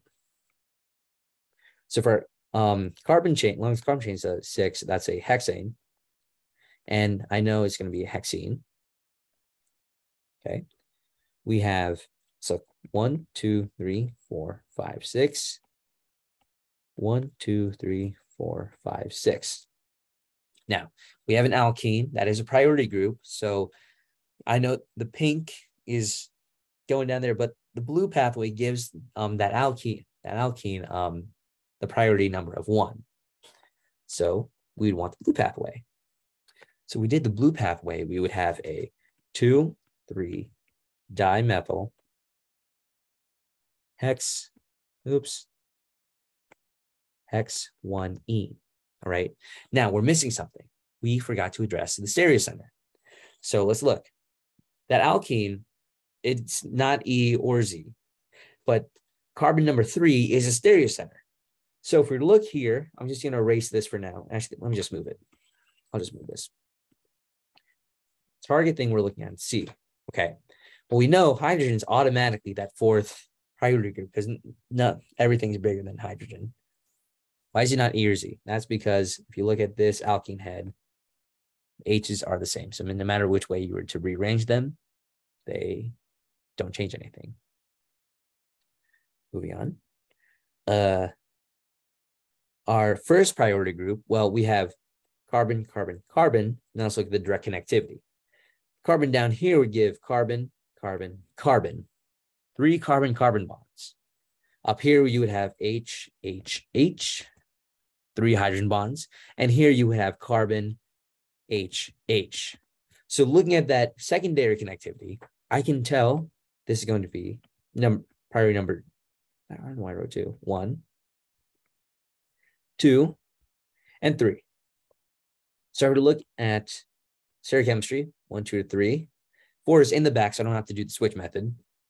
That's going to be counterclockwise. That's going to be S. So I would stop an S there, right? Now let's get to the. Do we need to number the S? No, there's only one series center. You don't need to number the S. There were 2 series centers, like there's an R and an S somewhere. You do need to number it, but if there's only one, S or R? It's S.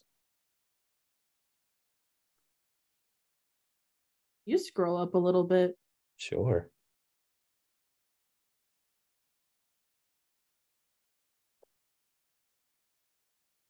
When do you switch the stereochemistry like R is actually S? That is when your 4th priority group, usually hydrogen, is on a wedge.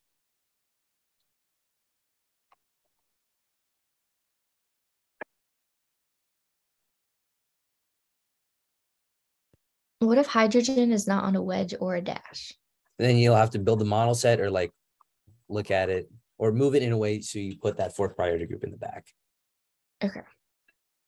Because if it's not on a wedge or a dash, then it kind of depends on how it's arranged. So that's a little trickier. That's when you'll have to like actually like maneuver it around like on paper or obviously in a model set, which again, you are able to bring on your final. And yeah, so the switch method is only when it's on a wedge. All right. We're getting some more of that right now, actually. So look here, we have a stereo center. So if I were to denote them already, all right, I'll stick with the blue. We have 1, obviously, because if you have carbon, hydrogen, oxygen is the largest group straight up. So that takes the 1st priority. Hydrogen out of the rest of the 3 is our 4th priority group. Okay. And then if we were to look, all right, well, let's look at the connectivity for the top one. We have O, H, H. And if we were to look down here, we have C, H, H. So out of the 2, the top one gets our 2nd priority. This bottom gets our 4th priority. Okay. And if we were to look at it, well, okay, if I were to grab that H, right? If I were to grab that H and look down the barrel, then I can count it. What I can also do is if I were to potentially, you see this CH2OH, if I were to take that tip and just rotate it, rotate it like it's a tetrahedral, so you can rotate that pyramid just a little bit. If I redraw it, I can also look at the RNS stereochemistry. So CH2OH, C, where I were to rotate that OH up here, H up here, CH2, Br. So again, what I essentially did, I just grabbed the 2nd priority group, and I just rotate it because that's the easiest way to make that 4th functional group to the back. Did I mean to write 3? I did mean to write 3.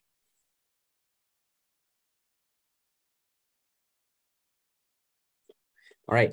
So if I'm looking at here, well, the top one, if I'm looking straight up, all right, if I'm imagining I grab that 4th functional group and I look, let's say this way, right? If I'm looking that way, I'm counting, all right, 1 to 2 to 3, that's S, right? That's counterclockwise. Additionally, if I were to look down here, if I did that rotation method, like just make it easier on myself, 1 to 2 to 3, again, that's 4. That's 1, 2, 3, that's S. And that confirms because our 4th priority group's in the back. So if both agree to be S, then I'm pretty confident it's S. If they disagree, then you might want to redo some stuff. And again, that could be something you might want to do toward the very end, because I'd rather you like get the other stuff done and then come back and fix it. Now let's look over here. H, if you have direct connectivity of carbon, and H out of the 4, that's your 4th priority group. And thankfully, it's on a wedge. So automatically, I'll just count normally and then do the switch method, right? So if I look at these carbons, well, let's look at the next layer. We have carbon. We have carbon, H, but these are a double bond. And we have carbon, H. Let's look at what takes priority. Well, the carbon is automatically, obviously, number 1. Okay. Now, if we're looking at CCH, well, both have the same connectivity, but the alkene would take priority.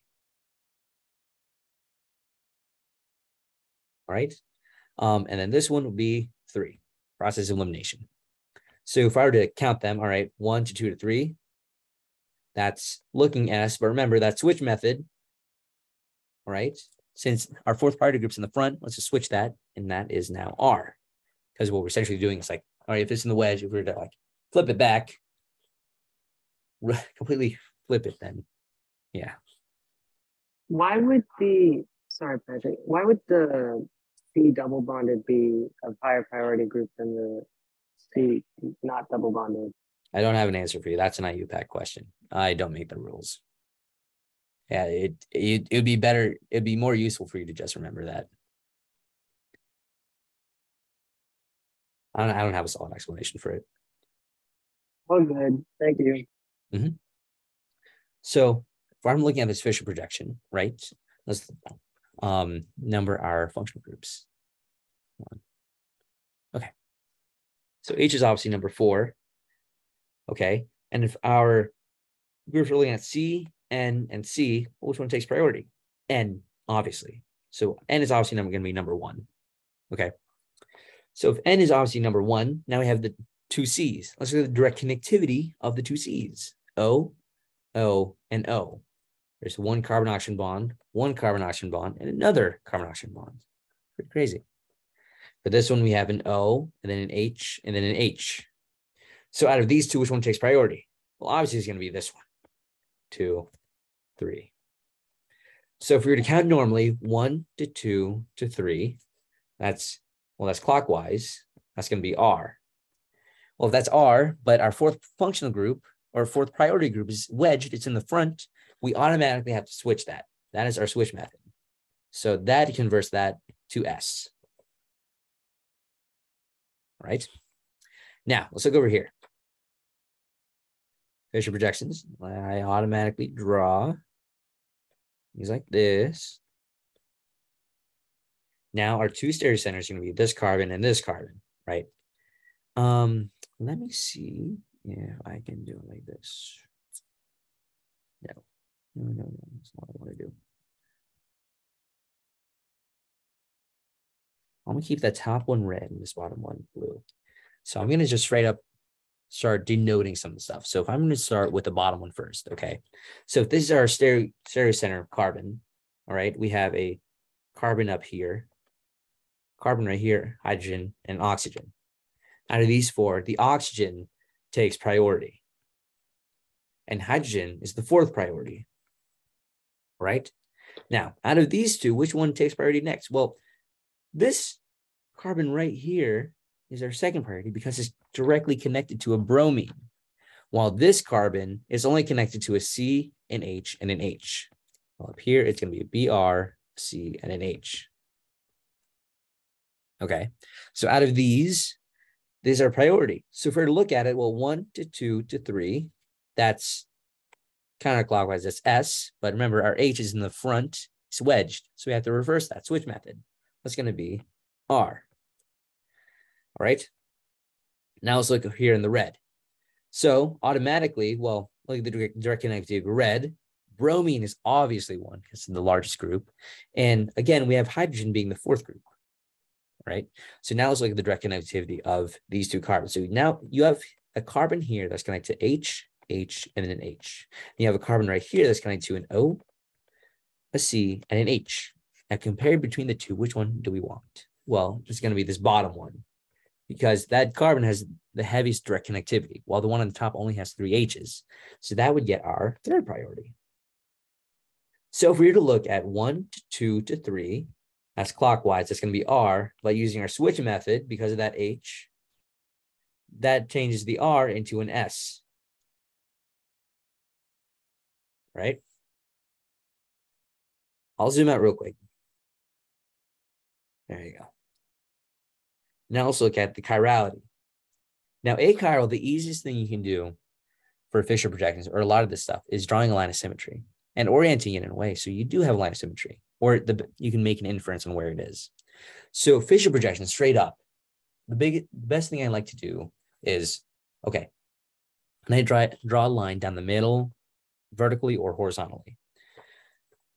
So if I'm looking at this thing on the left, well, if I were to draw a line of symmetry right here, well, if I were to flip them on that, they're not symmetrical. Horizontal line doesn't work. Vertical line, let's draw a line of symmetry. That's not symmetrical. So there's no line of symmetry, vertical or horizontal. So it's a safe bet that that's chiral. If you don't believe me, let me draw the Newman projection for you. If I were to draw the Newman projection, it would look something like this. CH3, let me redraw it. There. CH3, CH3. Because remember, that's facing away. And our CL would be here, H, CL, and H. Because remember, anything that's eclipsed on each other on that Newman projection are going to be on the same wings when they're eclipsed and that Newman projection, Fisher projection before. But anyways, if you look down here, if our point of view is up here, all right, there is not a line of symmetry down here. You can't cut that in half and have it be superimposing on itself. That's not a line of symmetry, right? I'm going to move that. So in case you guys want to write it, you're welcome to. On the opposite side. Now, for Hayward structure, personally, I like to draw it as just like a cycloalkane, just the way the structure is. So if that's a 4-carbon ring, right? And in the first carbon, you have a up right here. Yeah, let me make it over here. Yeah, I can do it here. CL, BR, 2. Let's have it BR up front. And then right here, CL. Okay. No matter which way I cut that, there is no line of symmetry. Okay. So based on that, it's going to be chiral. Now over here, we have a Newman projection. Well, let's rotate it so that they're eclipsed. So if I were to rotate it, they're eclipsed. Well, actually, you don't have to do that. Right here, this front carbon, right? If 2 of the functional groups or 2 of the priority groups on that sp3 carbon, excuse me, if 2 of them are the same, it is automatically a chiral. So that front carbon has an H and an H. That's an achiral molecule. And a cherry on top, the fact that these carbons back there, those CH3s are also the same. They're on the same carbon. The fact that they're the same groups make it achiral. And if you're probably thinking like, what if you had like a BR up here, right? That'd be, you have to draw it out. I'm pretty sure that'd be a chiral molecule. Draw it out. But yeah, that's chiral. Achiral. This one is pretty easy. Again, let's try drawing some lines of symmetry. Try to draw a line of symmetry. Well, down here, hopefully that was your first thought because that looks pretty symmetrical. Would you look at that? That's pretty symmetrical. So that is achiral. Now, this one got a lot of people. So this is what we call a center of symmetry. And what a center of symmetry means is that it's superimposable on itself down the middle of that ring structure. So if you were to build the model set for this, right, you see how like all of these wedge things at the top, let's say they're facing up on that model kit you're making. And then everything down here is facing down, right? If you build that model set, you can like flip it and it would be superimposable on each other. Now, how do you figure that out? Beats me. It's something you could verify with the model set. But if you can identify a center of symmetry where half of your functional groups are completely wedged and the other half right across from it is completely wedged, dashed, whatever's the opposite of what that first half was, and they're the same across, as a pretty safe bet that they have a center of symmetry. All right. So hopefully that makes a little bit of sense on why that is. I like to explain it as they're just superimposable. If you build a model set, you can just flip it. Right, exactly. Draw the enantiomer and compare. So if you were to draw the enantiomer, right, and you were to rotate it, they would match up. So like Jackie said, let me redraw that as an enantiomer. So keeping these top 3 as they are, okay, F, let's put your wedge, VR, CL, CL, BR, F. If I were to grab this, right, grab this entire thing and just completely rotate it, it would be superimposable with that. That's essentially what I explained before, where if you build the model set, you flip it and you just rotate it away, it's superimposable with itself, right? So now let's look at our isomerism. Something I want to note, anything that's planar, the third one, yeah. Those quote, quote, chiral carbons, if they have functional groups, or not functional groups, priority groups that are exactly the same, they're achiral, right? I think to give you an example, there's this one SN2 reaction on your test 3, right? Where you had like a BR, CH, H, and you had an ethyl group right here, right? And you were reacting with an NaOH. Now, an NaOH, a small strong base, reacting with a primary leaving group, that makes an SN2 reaction. And what the answer key says is you have your ethyl group, then your CH3OH, CH2. Now, that's how the answer key says it. That's perfectly acceptable because that carbon is not a stereocenter. Those two H's are exactly the same. So it's achiral. So no matter which way you put it, if you rotate it, it doesn't matter on the certain stereochemistry. It's superimposable. So using that logic, if you go up here, this front carbon has identical H groups, and this back carbon right here has identical CH3 groups. Now, for planar molecules, you can pancake flip those, believe it or not. So if I were to take this alkene, right? If I were to pancake flip it, let's say, or pancake flip it like this way, right? If I were to pancake flip it vertically, I'll get something like this. C vertically, where the BR would be up here, H would be here, Cl would be here. Can you only pancake flip planar? Yes. So pancake flip planar, that would mean sp2. And Hayward structures, they technically are planar, but you have to be careful because the connectivity might change. So I'll show you like a different approach for Hayward structures, because you technically can pancake flip Hayward structures, but there's a good chance you might confuse yourself. There's a good chance. CH3. Now, going from this, if I were to pancake flip it horizontally again, now I would get C, BR would be here, CH3 would be here, Cl would be here, the Cl, and then H. And would you know, it's exactly the same as that. Another way you could do it is, well, instead of pancake flipping it, let me use the universal rule of just rotating it. If I were to completely just rotate this while it's still in the plane, right? I'm not picking it up or anything, just rotating it while it's on the paper, if it was in front of you, you would be able to superimpose them. Like the Cl, it would rotate over here. The Br would rotate over there because you're rotating at 180 degrees. And when you look at that, it matches. Don't be confused, because what if, hypothetically, this was CH3 and that was the H? While the Br and the Cl, if you were to rotate it, they were perhaps able to superimpose. The connectivity is different. So you really have to be careful.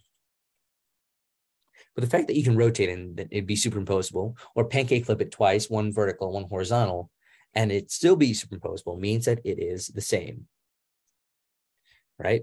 Now, if we're moving on to here, this is a little tough because the Hayward structure, you can pancake flip it. However, it's really weird and not something I would suggest because the connectivity might change. So while right here, BR might be down. Oh, come on, go away. BR might be down. If you're to pancake flip it and have it be up, it would still not be in the same direction of Cl. And I'll show you what I mean by that. And what I like to do is when I have a Hayward structure or a chair conformation, I make the cyclohexane. So what I mean by that is this. Cyclohexane right here, where let's say carbon 1 is the one with the BR. And the BR is, let's say, down. Because down, the BR would be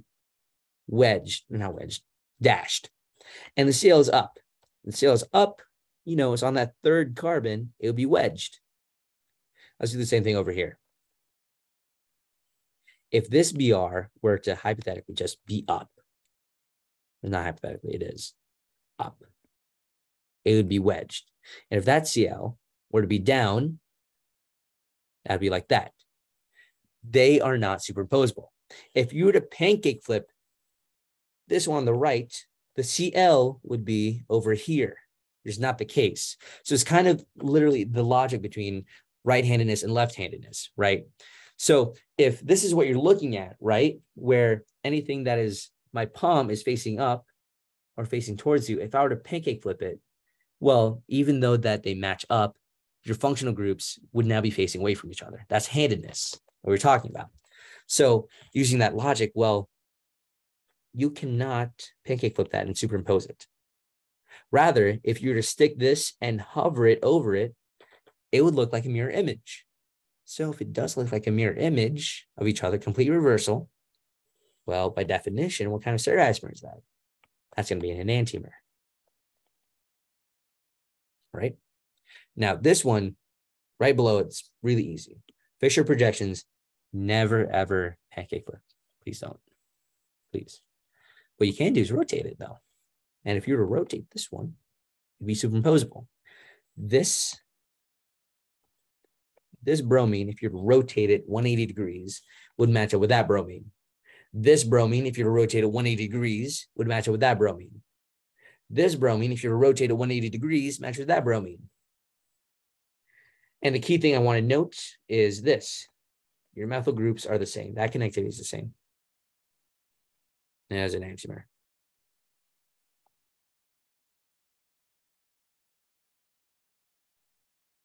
Now, if those methyl groups were different, then you would have to be really careful on how you rotate it. Because if that top one was an ethyl group and it stayed at the top, well, that might screw things up. So make sure you pay attention to what the top and bottom are, okay?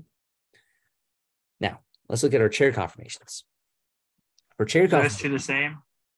What's up? What was the last two? Oh, yeah, my bad. Yeah, they're the same.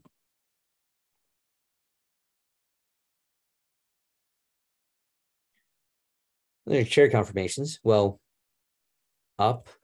Hopefully you guys see that because the other H would be equatorial. This one would be axial. Here you would have something that's axial. Nope, that'd be equatorial. No. Oh yeah, it'd be axial. This H would be axial. So if I were to draw the cyclohexane here,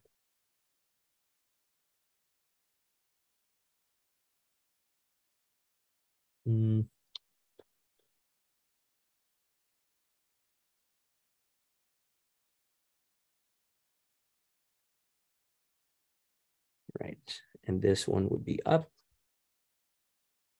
and this one would be down. CH3, this would be down CH3. Kind of like what we had in the test one copy. There's just a partial reversal of those stereocenters. So this is going to be a diastereomer. All right, like the logic we had up here. Okay.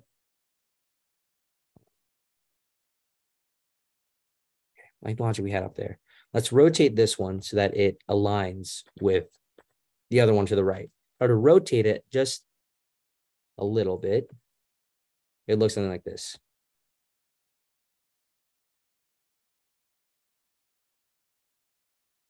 And if you look, well, if this is down, that's down. Well, this is up, that's up. Well, this one's up. And this one's down. They're enantiomers. There's a complete reversal. And you might think, well, if that's planar, couldn't I pancake flip it? It's not planar. If you're to pancake flip it, right? If you're to pancake flip it, this CH3 would be over there. Again, it's all about handedness, right? While I might have something like this that looks like an enantiomer, the moment I pancake flip it so that the wedges and dashes are the same, the functional groups still flip away from each other. You have access to answer keys for the test we took. Yes, they are in a files called answer keys. Yeah, they're answer keys. I think it's just in the normal files. Anywho, these are enantiomers.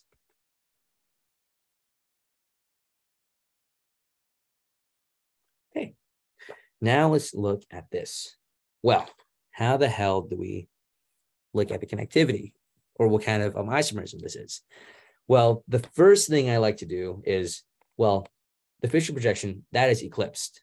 Newman projection, let me eclipse these puppies. If I were to eclipse them, right, let's keep that front one where it is. CH2, CH3,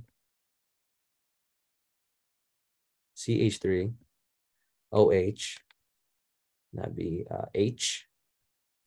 Well, something I want to notice, well, that CH2, CH3 is on the same carbon as Br. However, right here, that CH2, CH3 is on the same carbon as OH. Look at that. That's different connectivity. So if I were to draw this one out, right, that's carbon 1, 2, 3, 4, 5. That would look something like this. BR would be here. That's all relative. H. That's supposed to be OH. Where everything I had on this wing are now our dashes, because remember, they're all in the same plane. That wing, right? I'm just trying to make a point across. Alcohol is on that middle carbon, right? But over here, if I were to, here, let me draw from this. If I were to draw from this, right? It would be HOH. That'd be BR, H. If I draw like that, alcohol's on the second carbon. Those are constitutional isomers. You're looking at a pentan 3-ol versus a pentan 2-ol.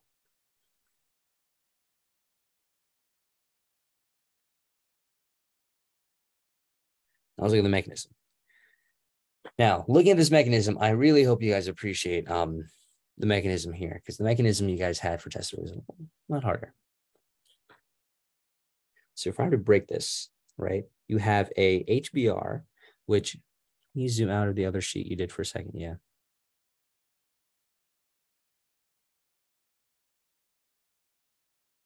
Yeah.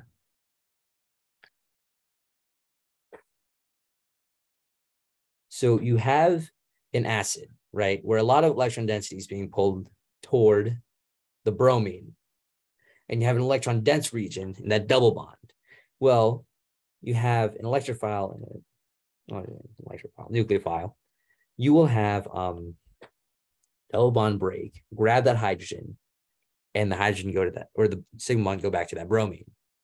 All right. So if that were the case, you would break open that double bond, CH3, CH. Now, that original hydrogen is now up here, and you now have an empty p orbital and then a carbocation right there. And the formation of the carbocation is always your rate determining step. And now you also have a Br ion floating. Now what do? Well, if you have a positive charge and negative charge, opposite charges attract. It would go there. Now, before I add it, I would like to think, all right, well, if I have a carbocation, carbocations can shift. So if I look at the substitution pattern, that's already a tertiary carbocation, so it doesn't need to shift. It's already ideal. So if I were to add the Br, where it is right now, well, CH3, CH2, CH3, Br now added to where that carbocation was, and then the H here. That's it. Isn't that mechanism so nice compared to your thermodynamic magnetic product? I think that is extremely nice. Now, let's draw the energy diagram, all right? So if you're starting at your reactant, right? Obviously, I hope you guys know that your reactant is what you start with. Carbocation intermediate, it's an intermediate. So if you're looking at an energy diagram, it's a trough, all right? It's not a crest, it's a trough. So if I were to have something that, let's say, were to rise up to here and come back down, right? This is the carbocation intermediate. The carbocation intermediate is, again, something that's just in there, so intermediate. And the transition state is that trough. And that transition state will be this right here, as the bond breaks and grabs that hydrogen. And it being the rate determining step means that it has the highest crest. It has the highest activation energy. If it has the highest activation energy, it has the highest crest. So if we were to go back down here as we're moving down to our product, all right, another transition state. So one of the points was making sure that this crest, whoops, oh, come on, that this crest was higher because that first step is your rate determining step. Now, another thing I need to note is your product. It is pretty radical. Your product has to be lower than your reactant, lower E. Why is that?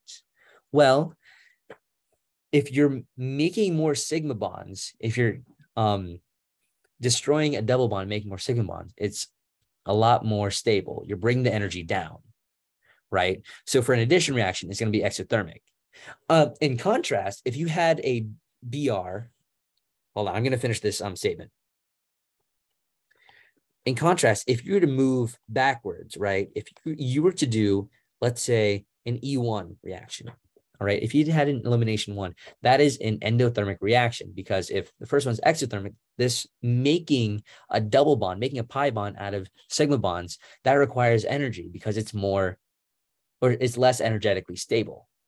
Hence, your elimination reactions are favored by anything with hot temperatures, because you need to input the energy into the system to overcome that endothermic reaction.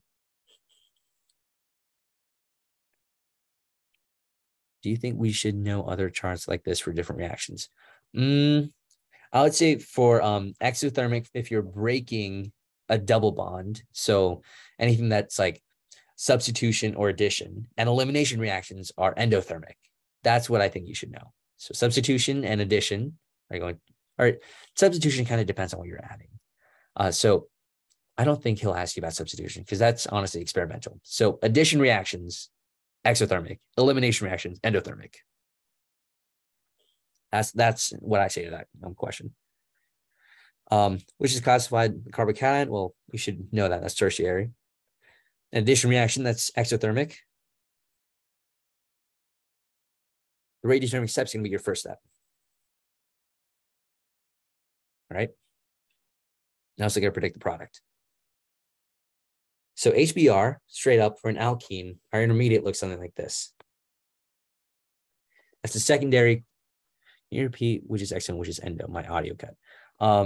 Addition reactions are exothermic. Elimination reactions are endothermic, which is why when we have elimination E1 or E2 reactions, we usually couple that with hot temperatures like 50 degrees Celsius and over, because we want to put energy into that endothermic system.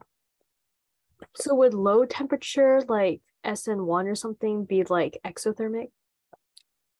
Yeah, I would assume so, but I think there's a lot more in play for substitution reactions because you're retaining the amount of sigma bonds. So it's experimental on what group you're adding or substituting with.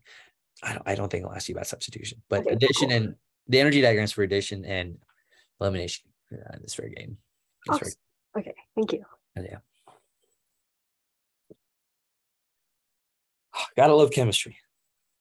All right, so if you have a secondary carbocation, well, remember, carbocation intermediates, they can shift. So if I have a carbocation here and there's a methyl group on that coordinate carbon, well, it can actually shift over and make itself tertiary and then add the Br. So our major product would be this. Next, CH3CH2OH, H2SO4. That is our solvation reaction. What we essentially do is we add an H and whatever alcohol that is as an ether on that double bond, right? The ether being on the most substituted carbon. But here, our substitution pattern, both secondary, doesn't really matter where we put it. It's going to be symmetrical, right? So if we were to add it, let's say both ways. Let's add this on the right carbon, the OCH2CH3, CH3, CH, CH, CH3. All right, we added that H and then the OCH2CH3. If you added it on the other one, CH, nope. CH3, CH, CH, CH3. We're gonna add it over here, H, O, CH2, CH3.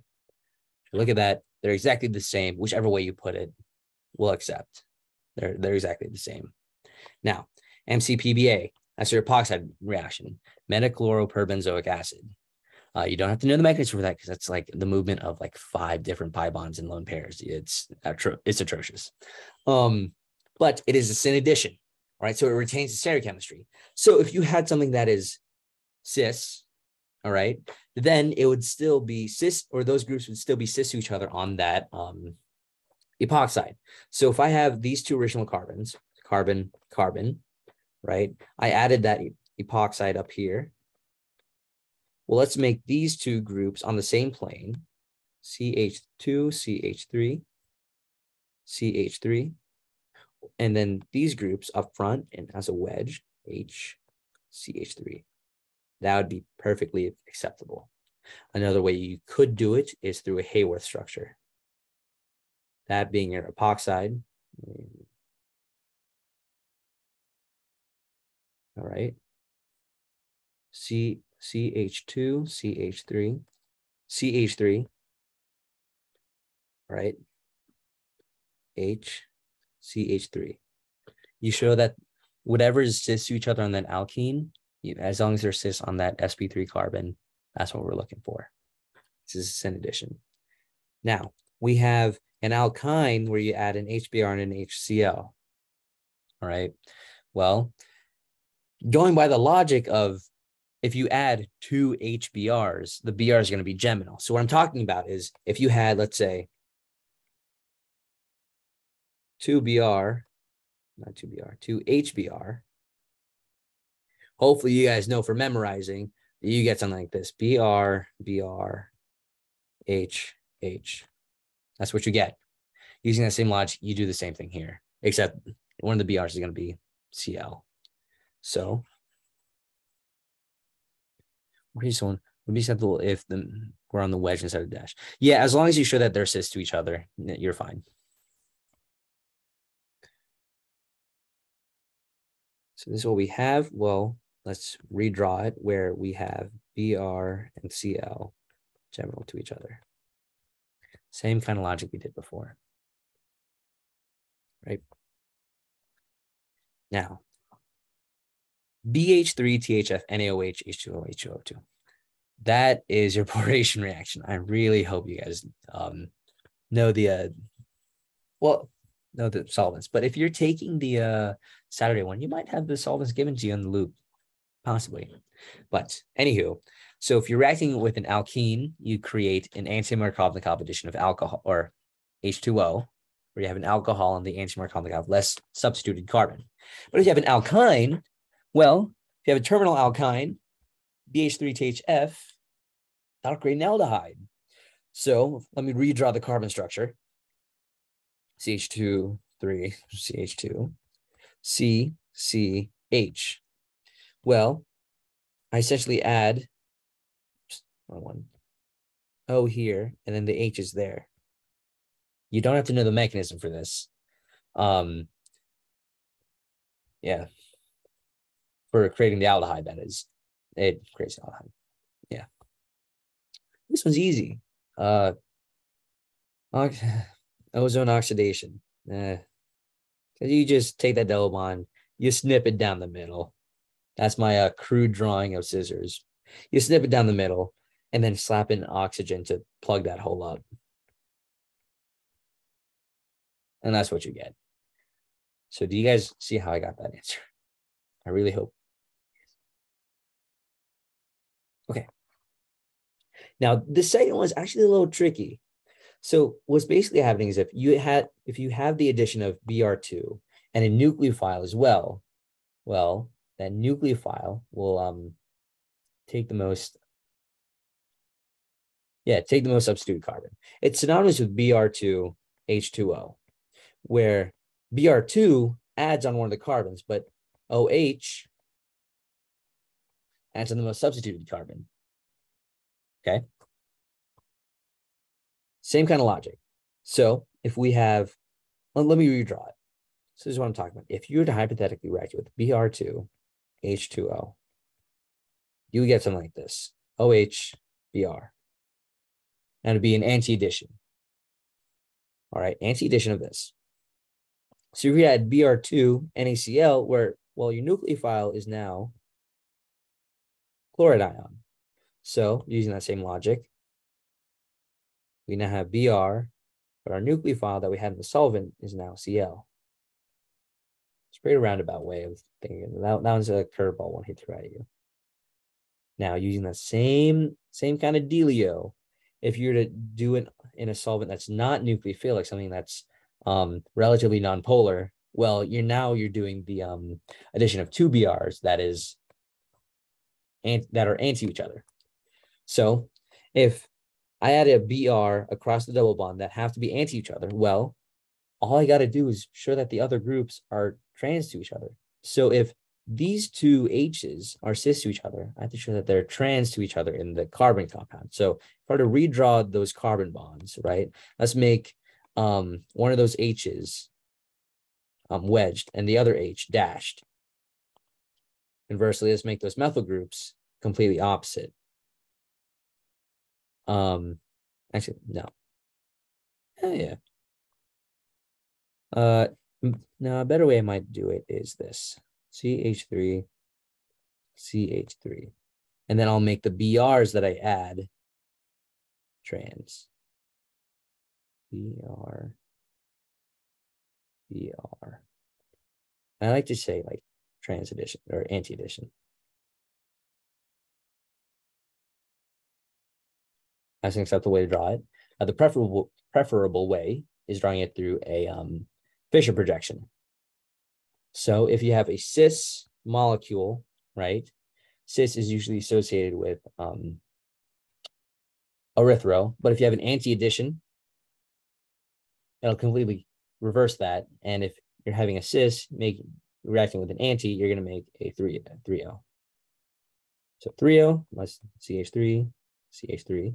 And 3O means that they are on those functional groups on opposite ends, BR, BR, and those respective H's. That is a 3O molecule. Either one is acceptable. But honestly, this first one might be easier. Okay. Yeah, that's also subjective. Now we have an internal alkyne, and we're using oxymercuration. Now, oxymercuration on an alkyne, that creates a ketone. So we can add a ketone to either one of these carbons because both of these are secondary. It doesn't really matter which one we add it to. It prefers whatever's internal one. So the secondary ones are preferred, but if both are secondary, there's not really any regional selectivity. And when you look at that, it's the bottom one and takes up double the space. So you can kind of guess that has two products. So if it's asymmetrical, so if I were to cut it down the middle, it's not symmetrical at all. There's two places where that ketone can add. Well, I know my two products. One product has the ketone on the left one, CH2, CH3. And the other product is ketone on the other one, CH3, CH2, C, CH2, CH3. Right? So everyone take another few minutes and just chill out. Test 3 should do by relic. Put it back up. There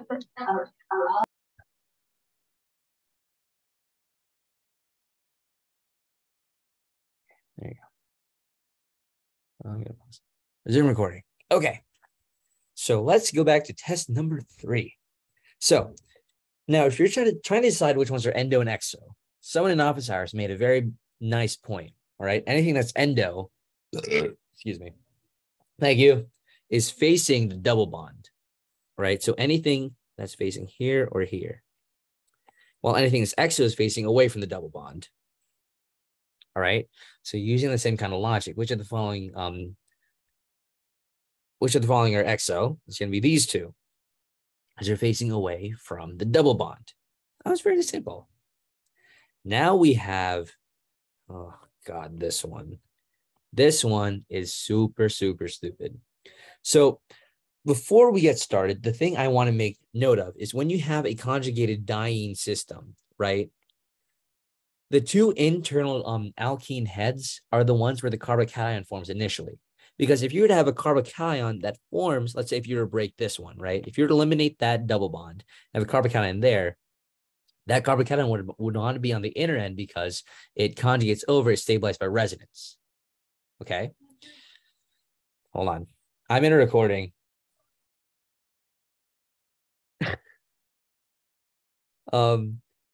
Yeah. So it has to be on the inner ones. So the reason bond A isn't accurate enough to like just apply that tertiary one, well, this is where that carbocation would form. Because would it rather be tertiary over here, or would it rather be conjugated over this entire triene system? It would rather be conjugated on that triene system. Hence why that carbocation would not form on that tertiary carbon. That's what you're trying to throw a wrench at you guys with. So something I would like to note, let's just go ahead and draw those carbocation intermediates. So let me denote, here, let me do the color green. Okay. So for the color green for A. So the different carbocations for A. Okay. All right. So that's the initial break. Or again, that's the 1,2 addition, hypothetically. That's the 1,2 addition that carbocation would form on the inner end of that alkene because it's conjugated with everything else. So if I were to draw the resonance structures, at the door hinge, right? Door hinge over here. Redraw that door hinge, right? Door hinge over here. Does everyone see how I got those alkenes? Or those dienes? So if I were to look at those, intermediates is secondary, primary. Nowhere would that alkene A form a tertiary carbocation.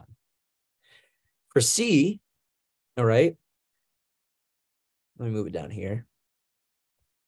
For C, if I were to break this double bond, that carbocation has to initially form right there, so it's conjugated with the rest. Okay, so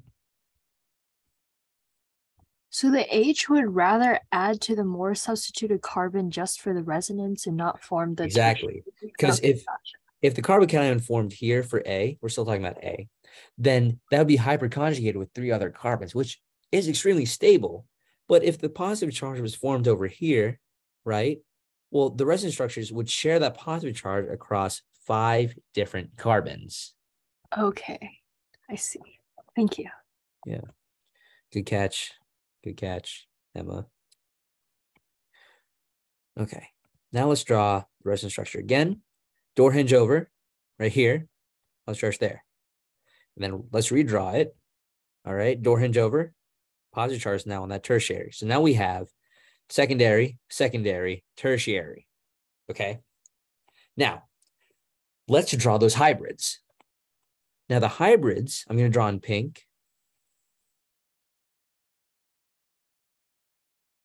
Have that positive charge being shared across, probably not over there, across those 5 carbons. And over here, this is for A, see, that hybrid is shared across these 5 carbons.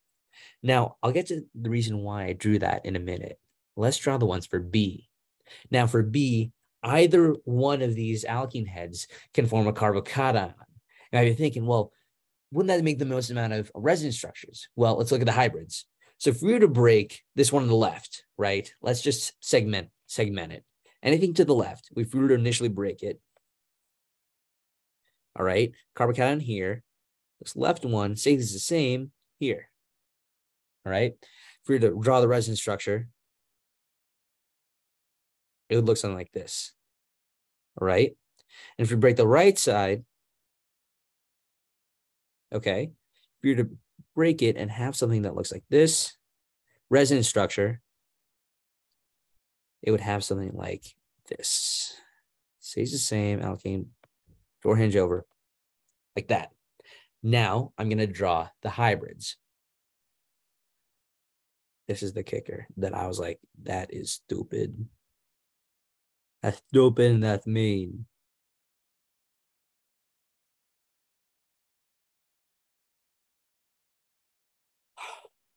Look at those two hybrids.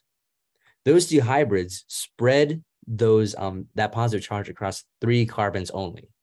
No matter which way you add it, these hybrids, either way you put it, are not as good as these two, because you're spreading that positive charge only among 3 carbons, while the other one spread it among 5 carbons. So the stability of these carbocations are not as great as if the carbocations formed in bond A and C. So though you create 4 resonance structures, those 4 resonance structures are their own thing and not resonance structures of each other. What I mean by that is these resonance structures cannot form from each other because they are on separate alkene systems or diene systems. No, it'd be alkene systems. So if they're broken apart, they can't resonate with each other and they're limited into their own little resonance pools, as I saw it. And I was very conflicted about that. That's really weird. So if B is not the case, strictly because of how far away that resonance system is, and those hybrids are so terrible, the hybrids for A and C are the only ones that make sense. And out of hybrids A and C, C is the most stable because it shares the positive charge on the tertiary carbon. Hence, your answer will be C. Does that clear up a lot of things for you guys? I almost said you people, you guys. Why does the carbocation not form on only the right side again for bond A? Because if that were the case, the carbocation forming here would be tertiary, which is very stable. But if that carbocation were to form over here, it would be conjugated with those 2 other dienes and have a hybrid that shares that positive charge over 5 different carbons. That's why. So hopefully you guys like my explanation, because I was really sitting down and I mean, I figured it out, but I don't really like that one. I don't like that one. Who here liked it? If anyone raised their hands, that's cap, because I didn't like it. I love that. Okay. Blah, blah, blah. Okay. Circle any of the following that are aprotic. If none are polar protic, don't circle. People are dropping like, huh? No. Required for that question. It's not worth it. I'll just take the -2 points. Yeah. Yeah. Okay. Yeah, that's fair. Okay. So if you remember from our talk about test 1, protic hydrogens mean that it's on oxygen, nitrogen, or a halogen. Right, but the halogens aren't really practical because we just use HI, HBr, HCl, HF on their own, and HF is even more impractical. So we don't really care about the halogenic ones. So what we do care about are hydrogens that are on oxygen or nitrogen. The moment we have a hydrogen on oxygen or nitrogen, it's technically protic. Excuse me. So acetic acid, you have an alcohol group, that's protic. Ethanol, it's very yummy. Ethanol has hydrogen on an oxygen. That's an alcohol group. That's protic. You have an amide group. Amide goes with the carbonyl, but an amine group with an NH2, that's technically protic. Even though it'll act as base, it's pretty protic. So the one that doesn't fit that is THF, tetrahydrofuran. Now, for the most stable carb anion, this one's a little weird. So the most stable carb anion is the most unstable carbocation. So it's the exact opposite of your carbocation. So like CH3 positive, CH3, CH2 positive, CH3, CH3 negative. Positive, my bad. So while this secondary carbocation might be the most stable, this methyl carb anion is the most stable carb anion. And if you think about it, why is that? Well, if you think about where those formal charges are, which one is more electropositive? So is carbon electronegative or electropositive? It's not really good at holding those negative charges. It's better at holding those pop charts. Either one, it's not too stable. But I think this is one of the T's explanations. I forgot who, but carbon would rather have just like a sole negative charge on it than any of the other stuff. I forgot what his explanation was exactly, but I think for this, it's your best bet just to note that substitution pattern follows the normal rules, like you guys know, for carbocations and radicals. So radicals that are benzylic, allylic, or tertiary are super stable, same with carbocations. Benzylic, tertiary, or allylic carbocations are super stable, while the opposite is true for carb anions. Methyl and primary carb anions are more stable than tertiary and secondary ones, and onward. I'm pretty sure for carb anions, it's due to hyperconjugation. So like if you have like methyl, it's going to contribute more negative charge, and that destabilizes it even more. Yeah, that makes sense. Okay, yeah, rejected. All right, so circle all the following that can undergo E1. If not, don't circle any. So E1, if you know anything, if you remember anything about SN1 and E1, what can go under SN1 and E1? Well, tertiary, allylic, and benzylic. All right, tertiary, allylic, and benzylic carbons. So if I'm looking for allylic, benzylic, well, okay, looking at these, I can already identify that they are all secondary. Okay, so let's look for allylic and benzylic. So allylic and benzylic, well, what they mean by that is that they are stabilized by the double bond. So if our heads, our double bond heads are here, right? Anything allylic would be on these. This would be allylic. Because any carbocation right there in these spots could door hinge over and be stabilized by resonance. So if our if our double bond heads are here, then our allylic spots are here, right next to it. Same thing over here. If our heads are here, allylic spots are here. I'm going to write that as all. And again, here, if these are our heads, then our allylic spots are right here. All. Now, looking at this, all right, let me do this. BR, that's on a secondary, neither allylic, nor benzylic, nor tertiary. So that does not go E1. This CL right here, that's allylic. That's an allylic CL. That's an allylic leaving group. So that would go under E1. Now this one, this is vinylic. It is on an sp2 carbon.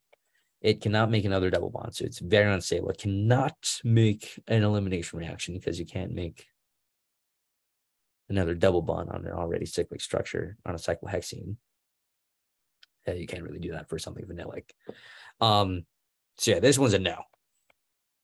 Because it's kind of like the same logic. Like, what if you had like C, Cl, H, CH3, right?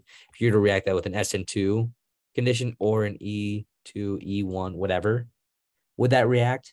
No, there'd be no reaction. So that would not work. Now this one, that chlorine, that is on an allylic group. So that would undergo E1. If it were to undergo E1, it would actually make a benzene ring. Pretty neat. All right, now this one's a little tricky. Which is the most stable ion? So the most stable ion, well, first off, makes the most, I would say, the most reasonable resonance structures and the most stable resonance structures. So I can already tell you right here, this middle one cannot make any resonance structures because though you have a nitrogen here with a positive charge, that's sp3, that's sp3, and these are sp3. They cannot contribute anything to the resonance structures. Their orbitals are filled with hydrogens. It cannot make resonance structures. Now, for the left and right one, what we can do is move those electrons around. So if we have a double bond here, if we were to move one of them here and make that lone pair, we would have something like this. Oops. Nitrogen, lone pair, positive charge here. It's a resonance structure. Okay. Now over here, let's do the same thing. Let's add the lone pair here. Let's make a resonance structure. N, lone pair here, positive charge there. Okay. So if those are resonance structures, which one is most stable? Well, while this one gives us primary, this one gives us secondary resonance structure. So with that logic, this one would be the most reasonable and most stable ion. Now, this one was a little bit of an error. We accepted either one. So the main thing is for E1 elimination, the main thing we wanted you guys to take away, because this was supposed to be CH3, is that E1 is always Zaitsev, right? So what we wanted was this one. So if this hydrogen were to be ripped off, a double bond would form here because it's Zaitsev. Well, because this one's tertiary, that is secondary, right? But if you notice, that chlorine is secondary. So it can't even do E1 in the first place. So we accepted either no reaction, or if you circled the Zaitsev hydrogen, whichever one we accepted. Because both of them are well, the second was, if you circled this hydrogen here, that's incorrect, but we would accept it because that was our bad. But the real answer is no reaction. It'd be no reaction. Is that the entire explanation? Oh, shit. That is the explanation. Yeah. E1, while E1 does not need any anti-pair planar hydrogens, because remember, there's a carbocation intermediate, so it doesn't need antiplanarity. It does need Zaitsev. Always. Yeah. Always Zaitsev. Okay. Oh boy. This one. So essentially, what I do is I keep these front carbons the same and I rotate it. So if I'm doing an E2, those hydrogens have to be anti-periplanar. They have to be on opposite planes of that Br. So I rotate it in a way where that H moves up here and just stands directly. Oh, I don't know. I'm doing that. It's completely on the opposite plane of Br. So move the H over there. So that's what I'm technically doing for all three or all four. Excuse me. So if I were to redraw them, right? So for this one, Br, pH, CH3 here. Oops. pH. Watch this. Copy. That. Oh. Okay, it's not going to paste. Whatever. H, pH, CH3. If I were to eliminate these two, would you look at that?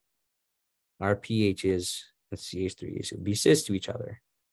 So that works out because our pHs are cis to each other.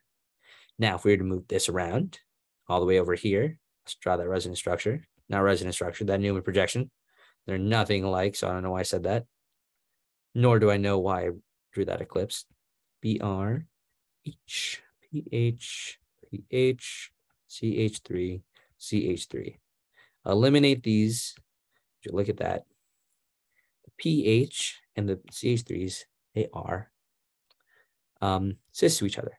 Now, for both of these, no matter which way you drew them, BR, H, pH, CH3, CH3, pH. You eliminate these, both of these would give you the trans product. So both of these giving you the trans product, they're not alkene 1. The two on the left are alkene 1. Now let's get to the table. Now this one, you really screwed the afternoon people over, mainly because of this one. That is secondary phenolic.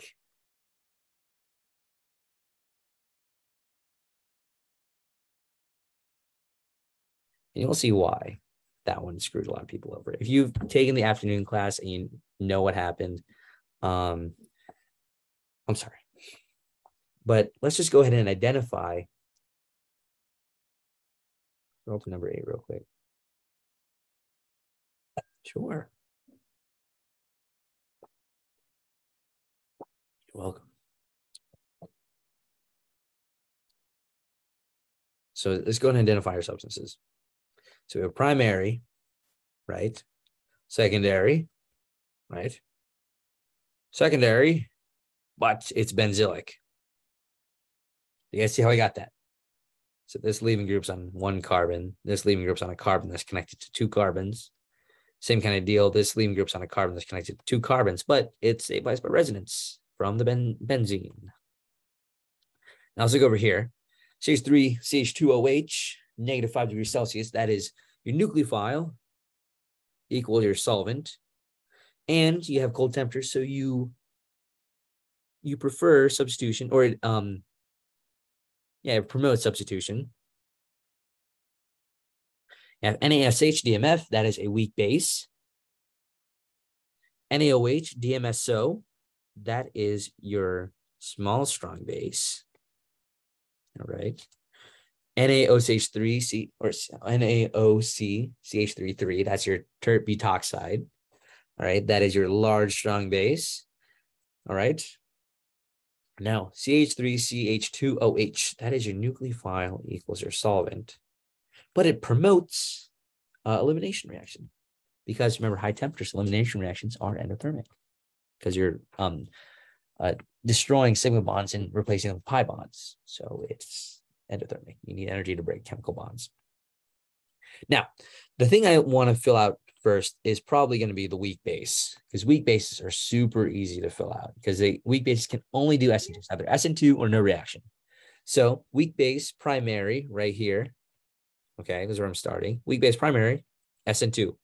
That's from your knowledge of the chart. Weak base secondary, SN2. This is from your knowledge in the chart.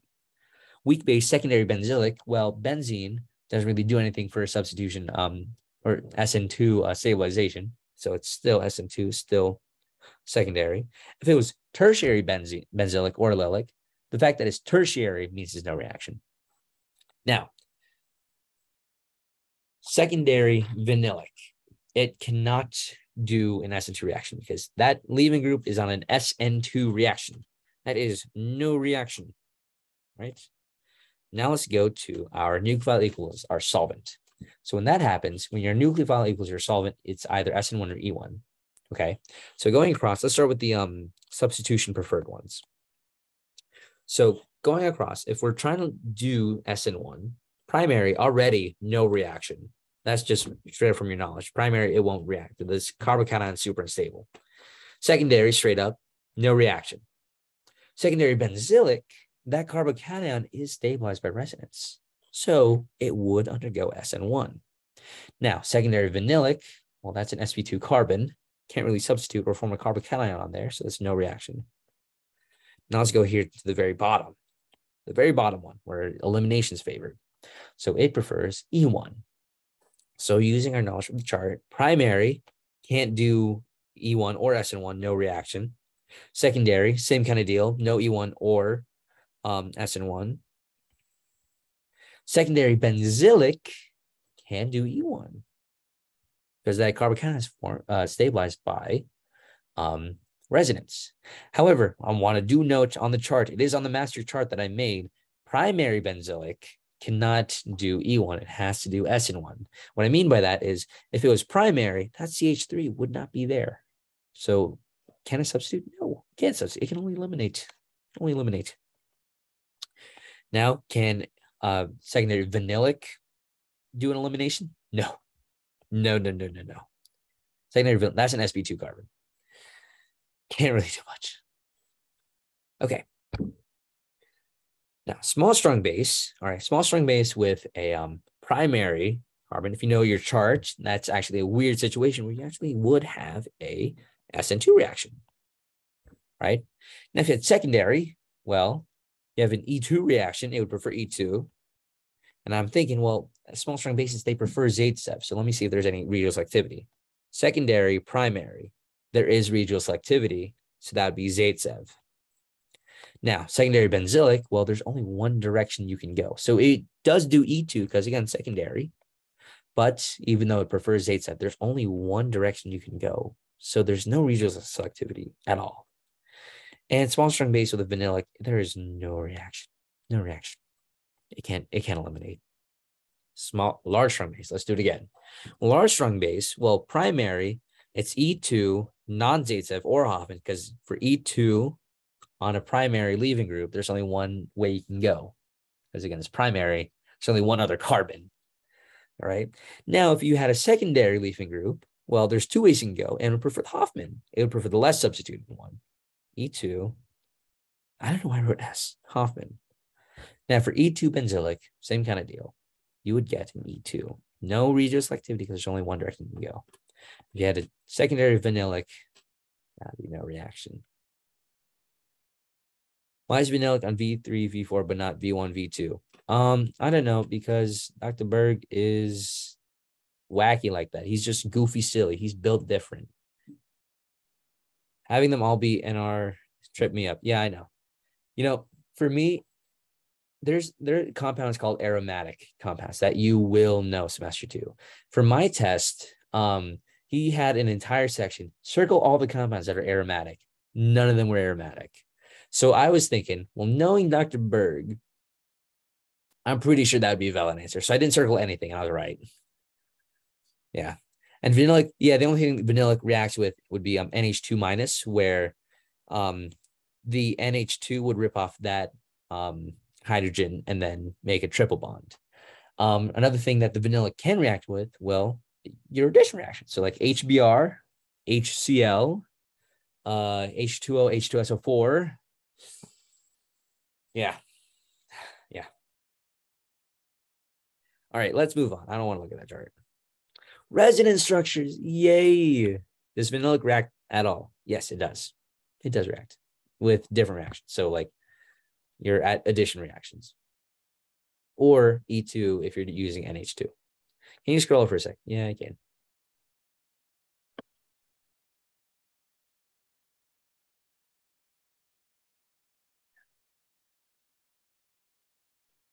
You know, while you guys are looking at this chart, you know, when I was TAing for the summer session, oh yeah, they're organocuprate. Yeah, they're broken though. When I was TAing over the summer, they had test 3 1 week, and 1 week later, they had their final. So everything you guys are learning right now, they had to learn that much content within 2.5 days. So those people are over the summer. Oh God, I feel bad for the winter semester. Winter semester, they're gonna have to learn everything in OChem in 3 weeks. 3 weeks. Can you believe that? Yeah. All right, how many people do we still have? We start off with like 110, 70. All right. Okay. Let's just do the resonance and let's get this shit over with. We have too much. And again, I will say afterwards, if you guys want to check your grade or have quick problem set 10 questions. So if we're looking at resonance structures, do not draw the brackets. Do not draw the brackets. I know like that. I use that as like a way to help me draw like the charge, but don't draw the brackets. Door hinge. Hopefully you guys understand why. As you guys are masters of resonance, I bet you guys are absolute geniuses. All right, I door hinged that over. So this now trade places over there. Okay. And now I can door hinge this over here. So now I would get here and here. That's a charge there, and then that method. Now, looking at these, I have a secondary, tertiary. Now, for looking at the most stable resonance structure, let's think of our big 3. 1, most amount of pi bonds. All 3 have 2 pi bonds. All right. Number 2, least amount of formal charges. All 3 have a positive 1 formal charge. 3, location of the formal charges. Let's look at the location of the formal charges. We have secondary versus tertiary. Well, the tertiary carbon can better hold that carbon cation or that positive charge. Hence, that's the most stable. Now, let's move on to the second one. So, what you can do is door hinge again. N, H, door hinge over. Okay, valid resonance structure. Now, let's donate the electrons on that nitrogen over. nitrogen, HH. There you go. Positive charge is now on that nitrogen. Now, out of these, which one's the most stable? Well, let's take a look at our big three. So first off, most amount of pi bonds. Well, the first and second one have one pi bond. Well, the second one has two pi bonds. So automatically, bam, the third one. Super easy, I know. Now let's get to the mechanism. So if you have diene A, which is a, that'd be a 2-methyl-1,3-di, or yeah, 2-methyl cyclohexo 1,3-diene. You get 4 different products if you add it with or if you react it with HBr.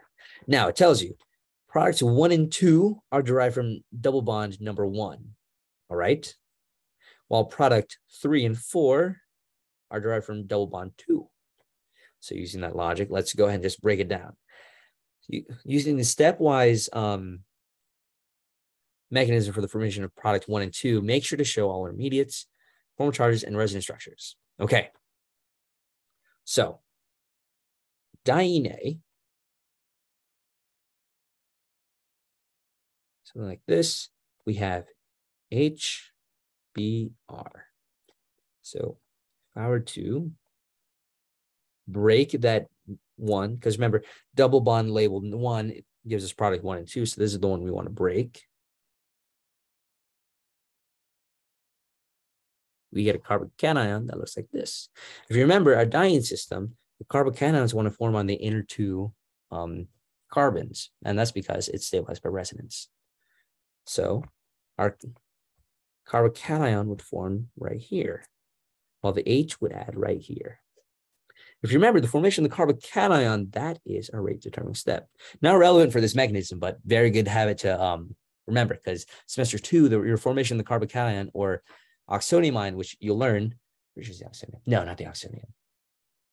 Your positive charges, those at least for benzene rings, when you create the positive charge, that's a rate determining step. But that's a general trend in OChem. That's what I'm trying to make clear. All right. Resonate that over door hinge. Okay, door hinge that over. Positive charge is now here. Okay. And we have that Br ion here. Now, these are our resonance structures. Okay. Something I'm going to note to the side real quick, tertiary, secondary. And, well, what do we do from here? Well, let's add our BRs to either one. So if we add here and if we add here, we would now get BR. There we go, BR. So this is product 1, product 2. Okay. And something I do want to note, well, our 1-2 additions when we didn't resonate over, because remember, if we're looking at it arbitrarily, 1, 2, 3, 4, adding it across the 1 and 2, that's our 1-2 addition right here. So automatically the 1-2 addition is our kinetic product. All right. Now for thermodynamic product, we decide by looking at the most substituted carbon. So for this, or substituted alkene. So if this alkene right here is connected to 1, 2 carbons, this is di. And this alkene is connected to 1, 2, 3. This is tri. So looking at the most substituted alkene, this one is our thermodynamic product for alkene 1. But let's not decide yet. Let's look at the other ones. So if we were to retake our diene, right? If we were to have HBr, okay, HBr, oops. And let's break this bottom one, because 3 and 4 are derived from alkene number 2. It's right here. For this mechanism, it did not ask me to write the rate determining step, but I just do just to show you guys. Okay, so our carbocation would form right here, right? Because remember, the inner 2 carbons are where that carbocation initially forms. The double-headed arrow shows resonance structure. We door hinge that carbocation over to form over here. Okay. And we have that Br ion. All right. So we have that Br ion. These are now our resonance structures. Let's add the Br. Oops. Let's add the Br.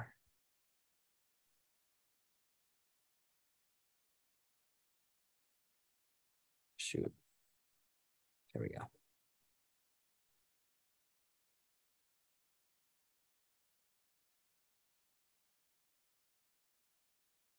Over here. We are there. Now we have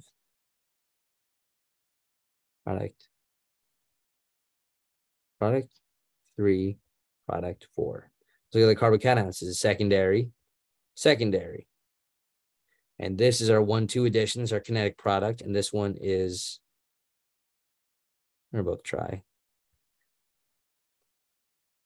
I'll put thermodynamic here. Okay. But that's not the point I'm trying to make. So when you're looking at which of the following is formed at low temperature, which of the following is formed at high temperature, this means which one is your kinetic product, which one is your thermodynamic product. And you're thinking, wait, I have 4 different products. How can I choose one to be kinetic and thermodynamic? This is the answer to that. So, wait, is there no review video for the material after test 3? No, not that I know of. So your most reactive alkene automatically gives you your kinetic and thermodynamic product. So what I mean by that is, well, first off, let's identify your most reactive alkene. So if alkene 1 gives you tertiary and secondary, while alkene 2 gives you secondary, alkene number 1 is already automatically your most reactive alkene. So if that's the case, conceptually, these compounds cannot be your thermodynamic and kinetic product. Whatever products your most reactive alkene makes, that's your thermodynamic and kinetic product, right? And I'm Xing this out just to show you conceptually, but obviously you still have to write it because that's what the question literally asked. But if I know that alkene number 1 is our most reactive alkene because it gives us the most stable carbon cations, well, I know, well, whatever kinetic and thermodynamic product it gives me, that's what I put in my answer. So if question C, it asks me, products 1, 2, 3, and 4 are formed at low temperatures. Well, I know alkene number 2 gives us 3 and 4. So I already know it's not 3 or 4. So it's 1 or 2. And if product number 1, if I already identify it's our kinetic product, it's product number 1. Right? And if product number 2 is already identified as a thermodynamic product, it's product number 2. Right? Could you please go back over why within B product 3 is kinetic and product 4 is thermodynamic? I think they're equal. Oh, okay. 1, 2, 3, try. 1, 2, 3, try. Yeah, they're both equally. You'll get a racemic mixture, I'm pretty sure. Okay. Ooh. Synthesis. I have a harder synthesis that I want to give you guys toward the end, and maybe some tips for problem set 10. Oh, here. Let's take a break. Let me show you a cool tidbit on something you might see on the exam. So you know H2CrO4, right? That is a strong oxidizer. And if you remember from test 2, BH3THF, your hydroboration reaction, he threw, 9 BBN, right, at you. And that does the exact same thing. Well, what I have seen is H2MnO4. That's another variation of H2CrO4 that does the same thing. It does the same thing. But cool little tidbit. At the table when it's good. You guys want me to rewrite it? No, I'm just joking. I will. I'll put it up here. Use your resources. So the basic thing is like if something's similar enough to what you know, I'd put it with that. Whew. Okay. So with synthesis, this one you just kind of have to figure it out. The synthesis, you either get it or you don't. So my approach is, okay, 2-bromobutane. I know that if I add HBr, all right, from here, that's feasible. So how the heck do I get from 2,3-dibromobutane to that alkene? Well, I do know if I react it with 2NaNH2 and H3 to make an alkyne, well, I can just do H2 Lindlars to create the alkene. So I'm just eliminating one. And you might think, can you use dissolving liquid ammonia? Yes, you could. Could you do one serving of H2 PD on C? You could. Not 2 servings, because that would eliminate the entire alkyne. Because the main thing is when you're adding HBr, well, these are achiral carbons. So stereochemistry doesn't really matter. So that would work. That's what I would do. Now, to throw a little bit of a harder question at you guys, what if you had something like this? And this does coincide with new material you learned. This is something that I saw in a bump class or a bump worksheet that I thought was super, super handy. Super, super handy. So how the heck do I get from a cyclohexane to whatever the fuck the thing is on the right? Well, the first thing you can do, well, if you have an inert alkane, the only thing you can do to put a functional group on it is Br2 H nu. That is the only reaction you know of so far that can just add a functional group on an inert alkane. It slaps a Br on the most substituted carbon. So if you had something like that, you would get something like this. Br. How the hell do I get from this Br over there? How the hell? Well, if I do know from my dehydration reactions, well, what I can do to get from here to there is if I had something like this, ClOH. As if I react it with PBr3, that's one of our dehydration reactions. We remove the OH and replace it with Br. And there's an inversion of stereochemistry. That checks out. That checks out. So how the hell do I get from Br to here? Well, what I would do, eliminate it. Small strong base or large strong base, whichever one, because it's secondary. There's no regioselectivity. Create an cyclohexene, and then do Cl2 H2O, because it's the anti-addition. Pretty neat, huh? I thought it was pretty trippy. Sorry, I missed this the first time. Did you say that H2MnO4 was an oxidizer or like for dehydration? Oxidizer. It's Okay. it's synonymous with H2CrO4. I saw it somewhere and it just stuck with me. Okay. Gotcha. And what's below Br2? H nu. H2, H nu, H nu, or heat, whichever one. Whichever one. I have a quick question. Yeah. For the first like synthesis for question 12, so you can use H2 Lindlars for that one? You could, yeah. Because they marked it wrong on my test. But I don't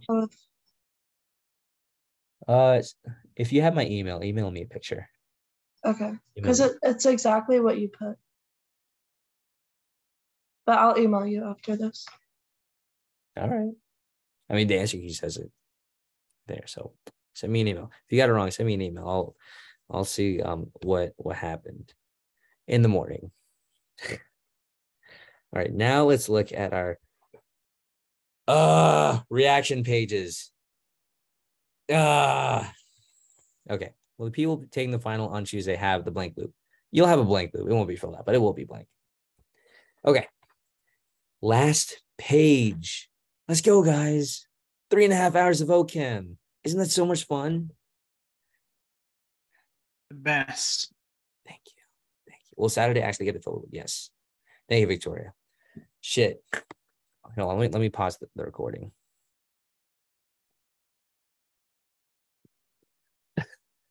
Okay.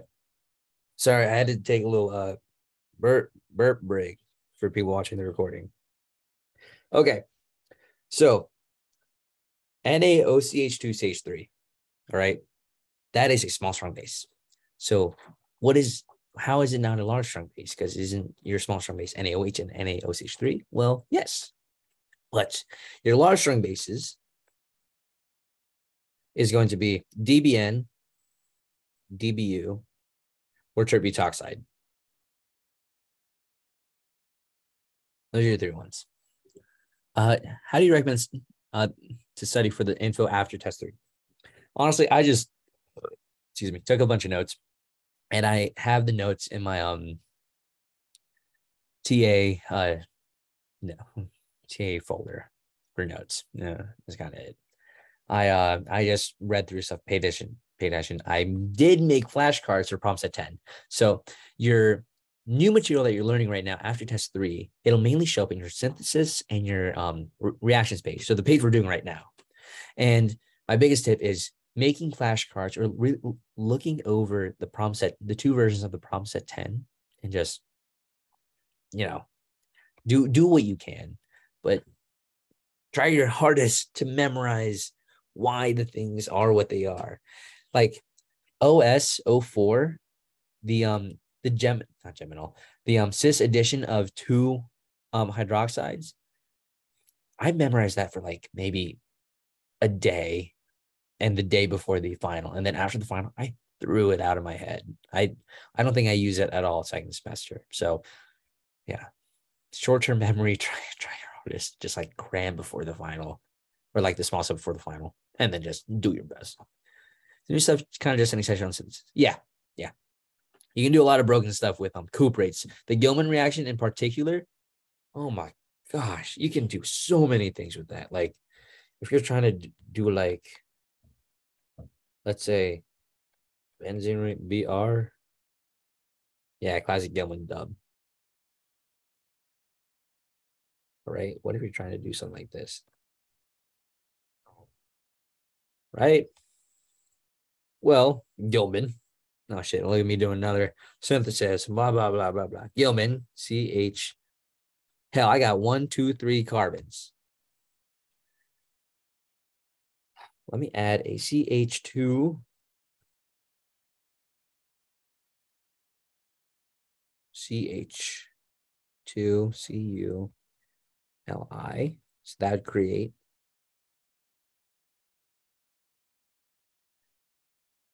HB or HBr under peroxide conditions. So that'd be the anti-Markovnikov addition of HBr. Cuprate again. Let me do oh wait, or you could do like hydroboration oxidation, right? I still have a 3rd carbon here. Oh, I see. Okay, never mind.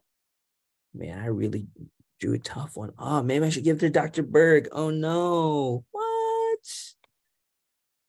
Nah, I'm just joking. See, you want to see something cool? Look at this shit. CH2, CH, CH3. There we go. And that's still be CH2. These cuprates are so broken. I just added 3, excuse my language, 3 fucking carbons on a benzene ring. Isn't that gnarly? Yeah, I know. It needs to be nursed. Yeah. The more tired he gets, the more the curses come out. Yeah, call me out, Emma. I know. Tired. That's what we'll call it. Tired. Yeah, totally. Let's do HBr now. Well, whatever. You get it. I'm not going to work this out. I want to finish this and take a shower. Hey, yo. Whatever. Small strong base. Small strong base. Tertiary leafing group. All right. What does that give you? E2, preferably Zaitsev. So there's a regional selectivity. You have primary, secondary. There is regional selectivity. You don't want to go to the secondary. So your elimination would look something like that. NASH. All right. That's a SN2 like, or a weak base that would prefer to do SN2, but look at that leaving group. That's vanillic. It's on sp2 carbon. No reaction. Straight up.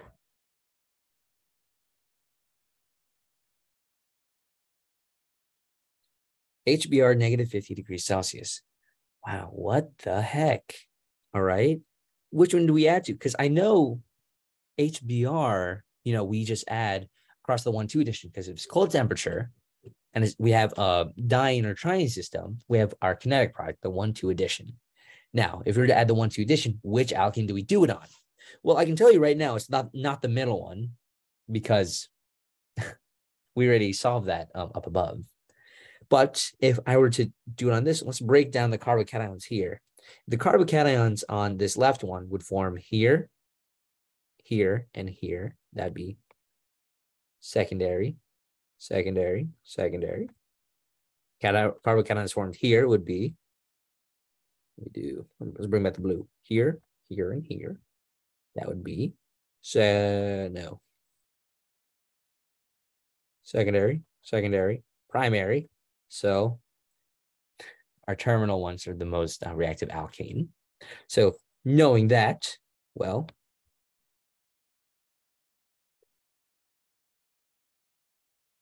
it would be here. Because if our carbocation formed here, that's our 1 and our 2. Because remember, kinetic products are 1,2 addition, and that's favored by cold temperatures. The behavior would just add there. It doesn't have enough energy to resonate over. That's how I like to see it. Yeah. So kind of did build on the front page.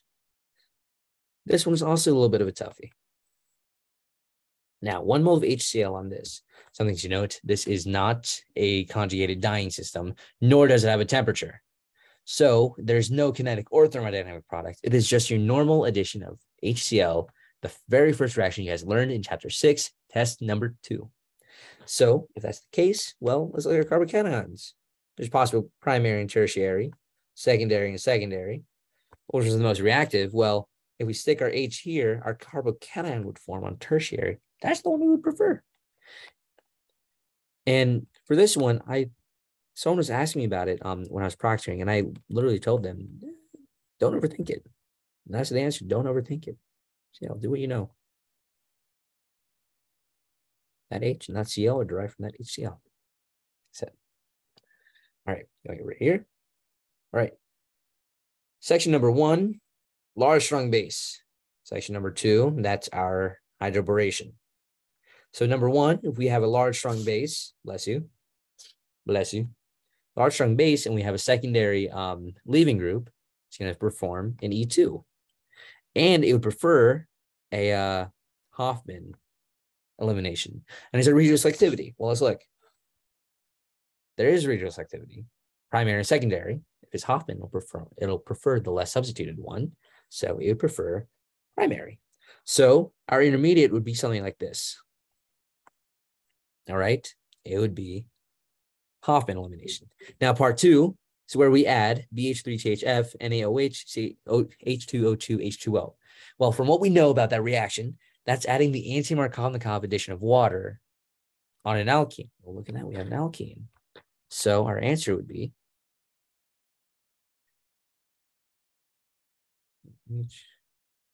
like this, right? Right. Let's go back up here. NaOH. So this is a small, strong base, and this is primary, right? If this is primary, small, strong base, well, if you remember the chart, that's actually one of the weird situations where it's SN2. Would you have to show the wedges? No, you wouldn't. You would not. So if you got it wrong in the exam, bring it to office hours. Okay. So SN2, I'll just bring that wedge back and stick that nucleophile where it is. So everything else I keep the same. H, CH2, CH3. Bring that H back here. Excuse me. That H back here, and then that OH is now here. We brought that shit up to the front. Hopefully that makes sense. And honestly, the answer I'm pretty sure just has it as OH, CH2, and then CH2, CH3, that ethyl group. This is the one I was talking about earlier. This perfectly works because look at this. Chiral carbon, 2 of the same groups, that's achiral, right?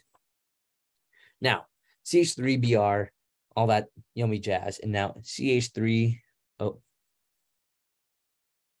I thought it was large strings that had the stereochemistry flip. Is it both? No. I'm talking. Why don't you invert that one? Okay, hold on. So I inverted the stereochemistry here.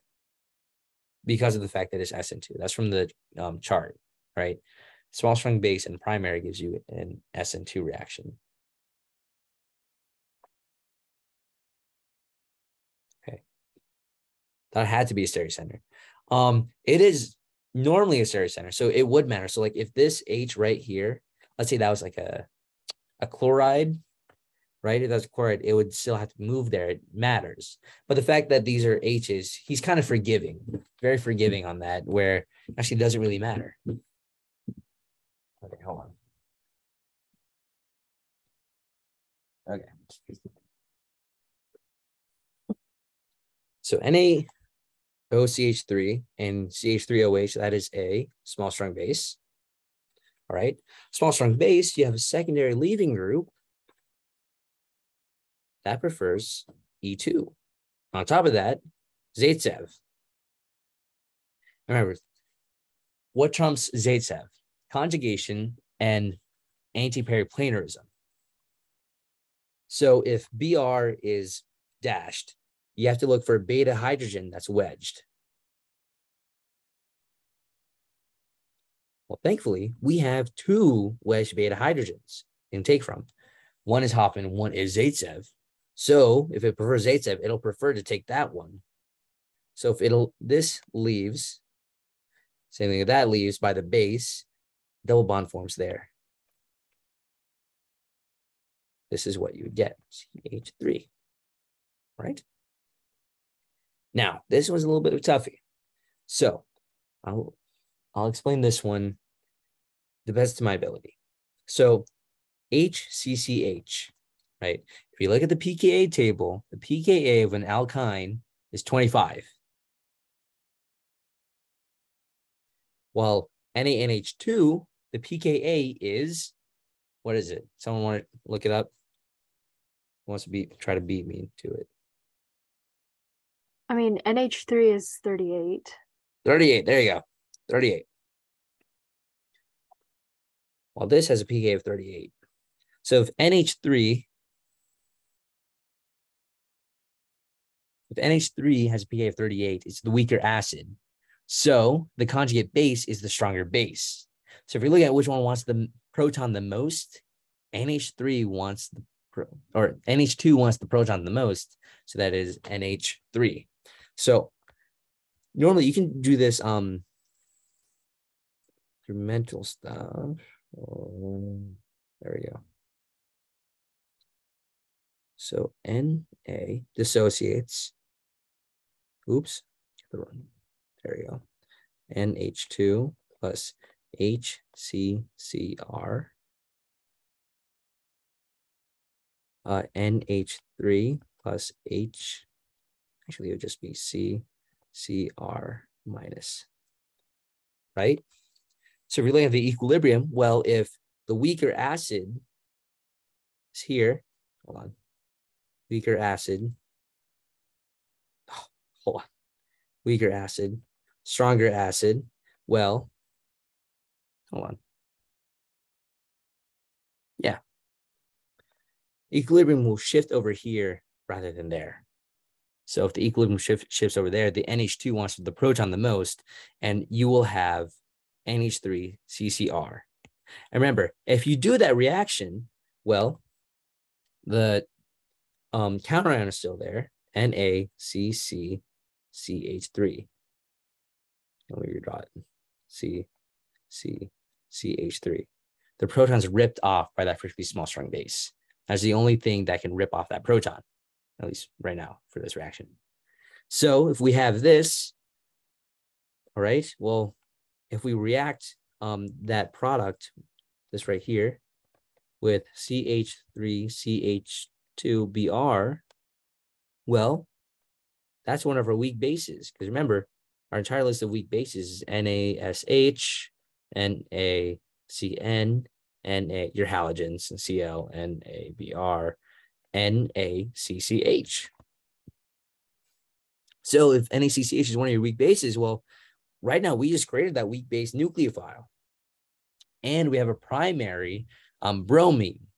So as primary have a weak base, you're going to get an SN2. So SN2 reaction, CH3, CH2, And just stereochemistry change doesn't really matter. C, C, CH3. That is your answer.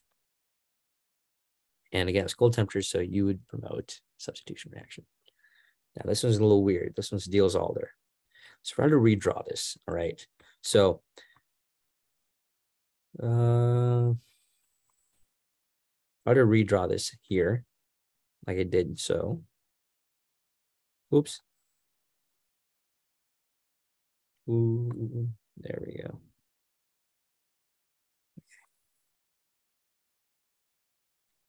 You have to look at the charge differential. Berg-Wild for putting that on the test.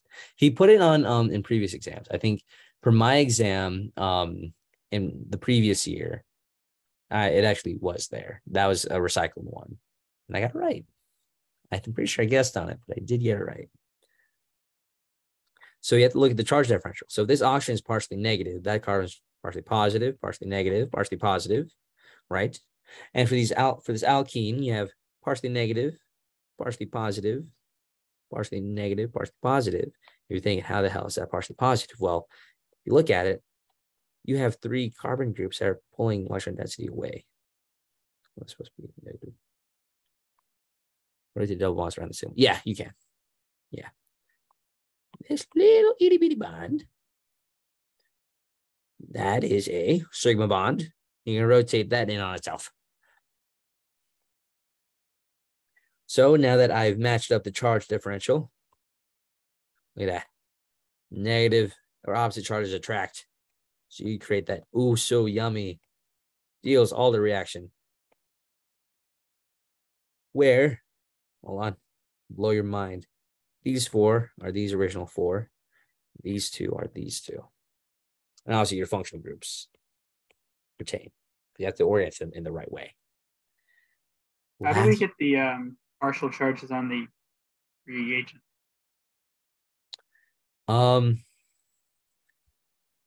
You have, the best way I can explain it, you have 3 different carbon groups. And you have double bond here. So there's electron density being pulled away by like 3 different groups. I don't really know how well to describe it. That was present, or that's how it was oriented in previous exams. So that's how I just got it from. All right, anyways. So NaOCH3, NaOCH2, CH3, the small strong base.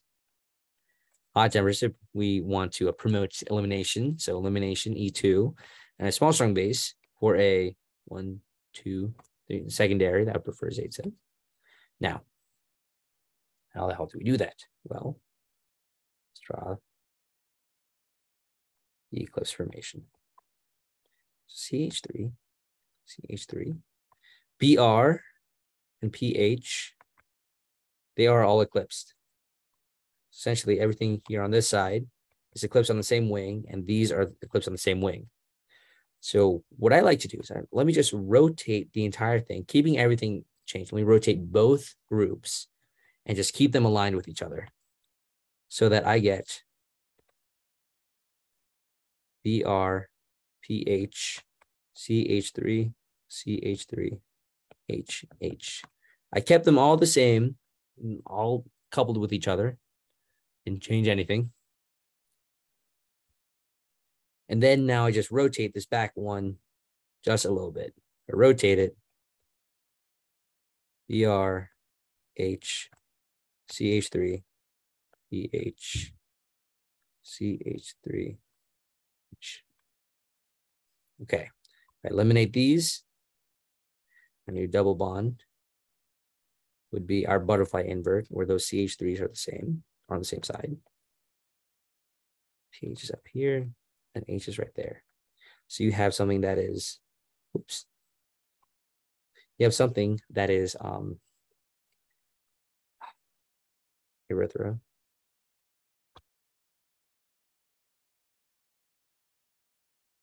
Erythro. This is going to be a anti-addition. So we get trans. Yeah. All right. Take all this in right now before I close the or stop sharing my screen. You scroll down slightly.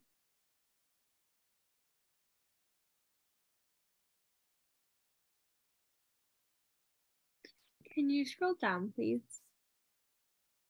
What do you mean? Like the one we just did, it was kind of cut out. Like, you want me to close it on this one? Yeah, please. Oh, okay. Thank you. And 3 hours and 45 minutes of OChem. I bet you guys are super stoked. I know I am.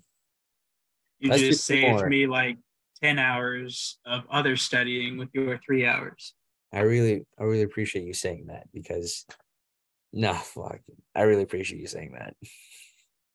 Yes. Whew. Thank you, Patrick. You're welcome. All right, I'm gonna stop my share right now. You guys are welcome to stay and ask any last minute questions. I'll try my best to get this downloading while I'm taking a shower, and then I'll post it up. Thank you, Patrick. Of course. Thank you. Thank you. Dude, thanks so much. I better see you guys tomorrow. All right, this is our last class. Hey. Yes. We love you, Patrick. Bye. Bye. Best day ever. Yay. Thank you. Of course. Hey, let's see who fell asleep. See who fell asleep. Patrick, are you able to calculate grades like you were talking about earlier? I can tell you your current one according to Canvas. Okay. Oh, let me stop the recording.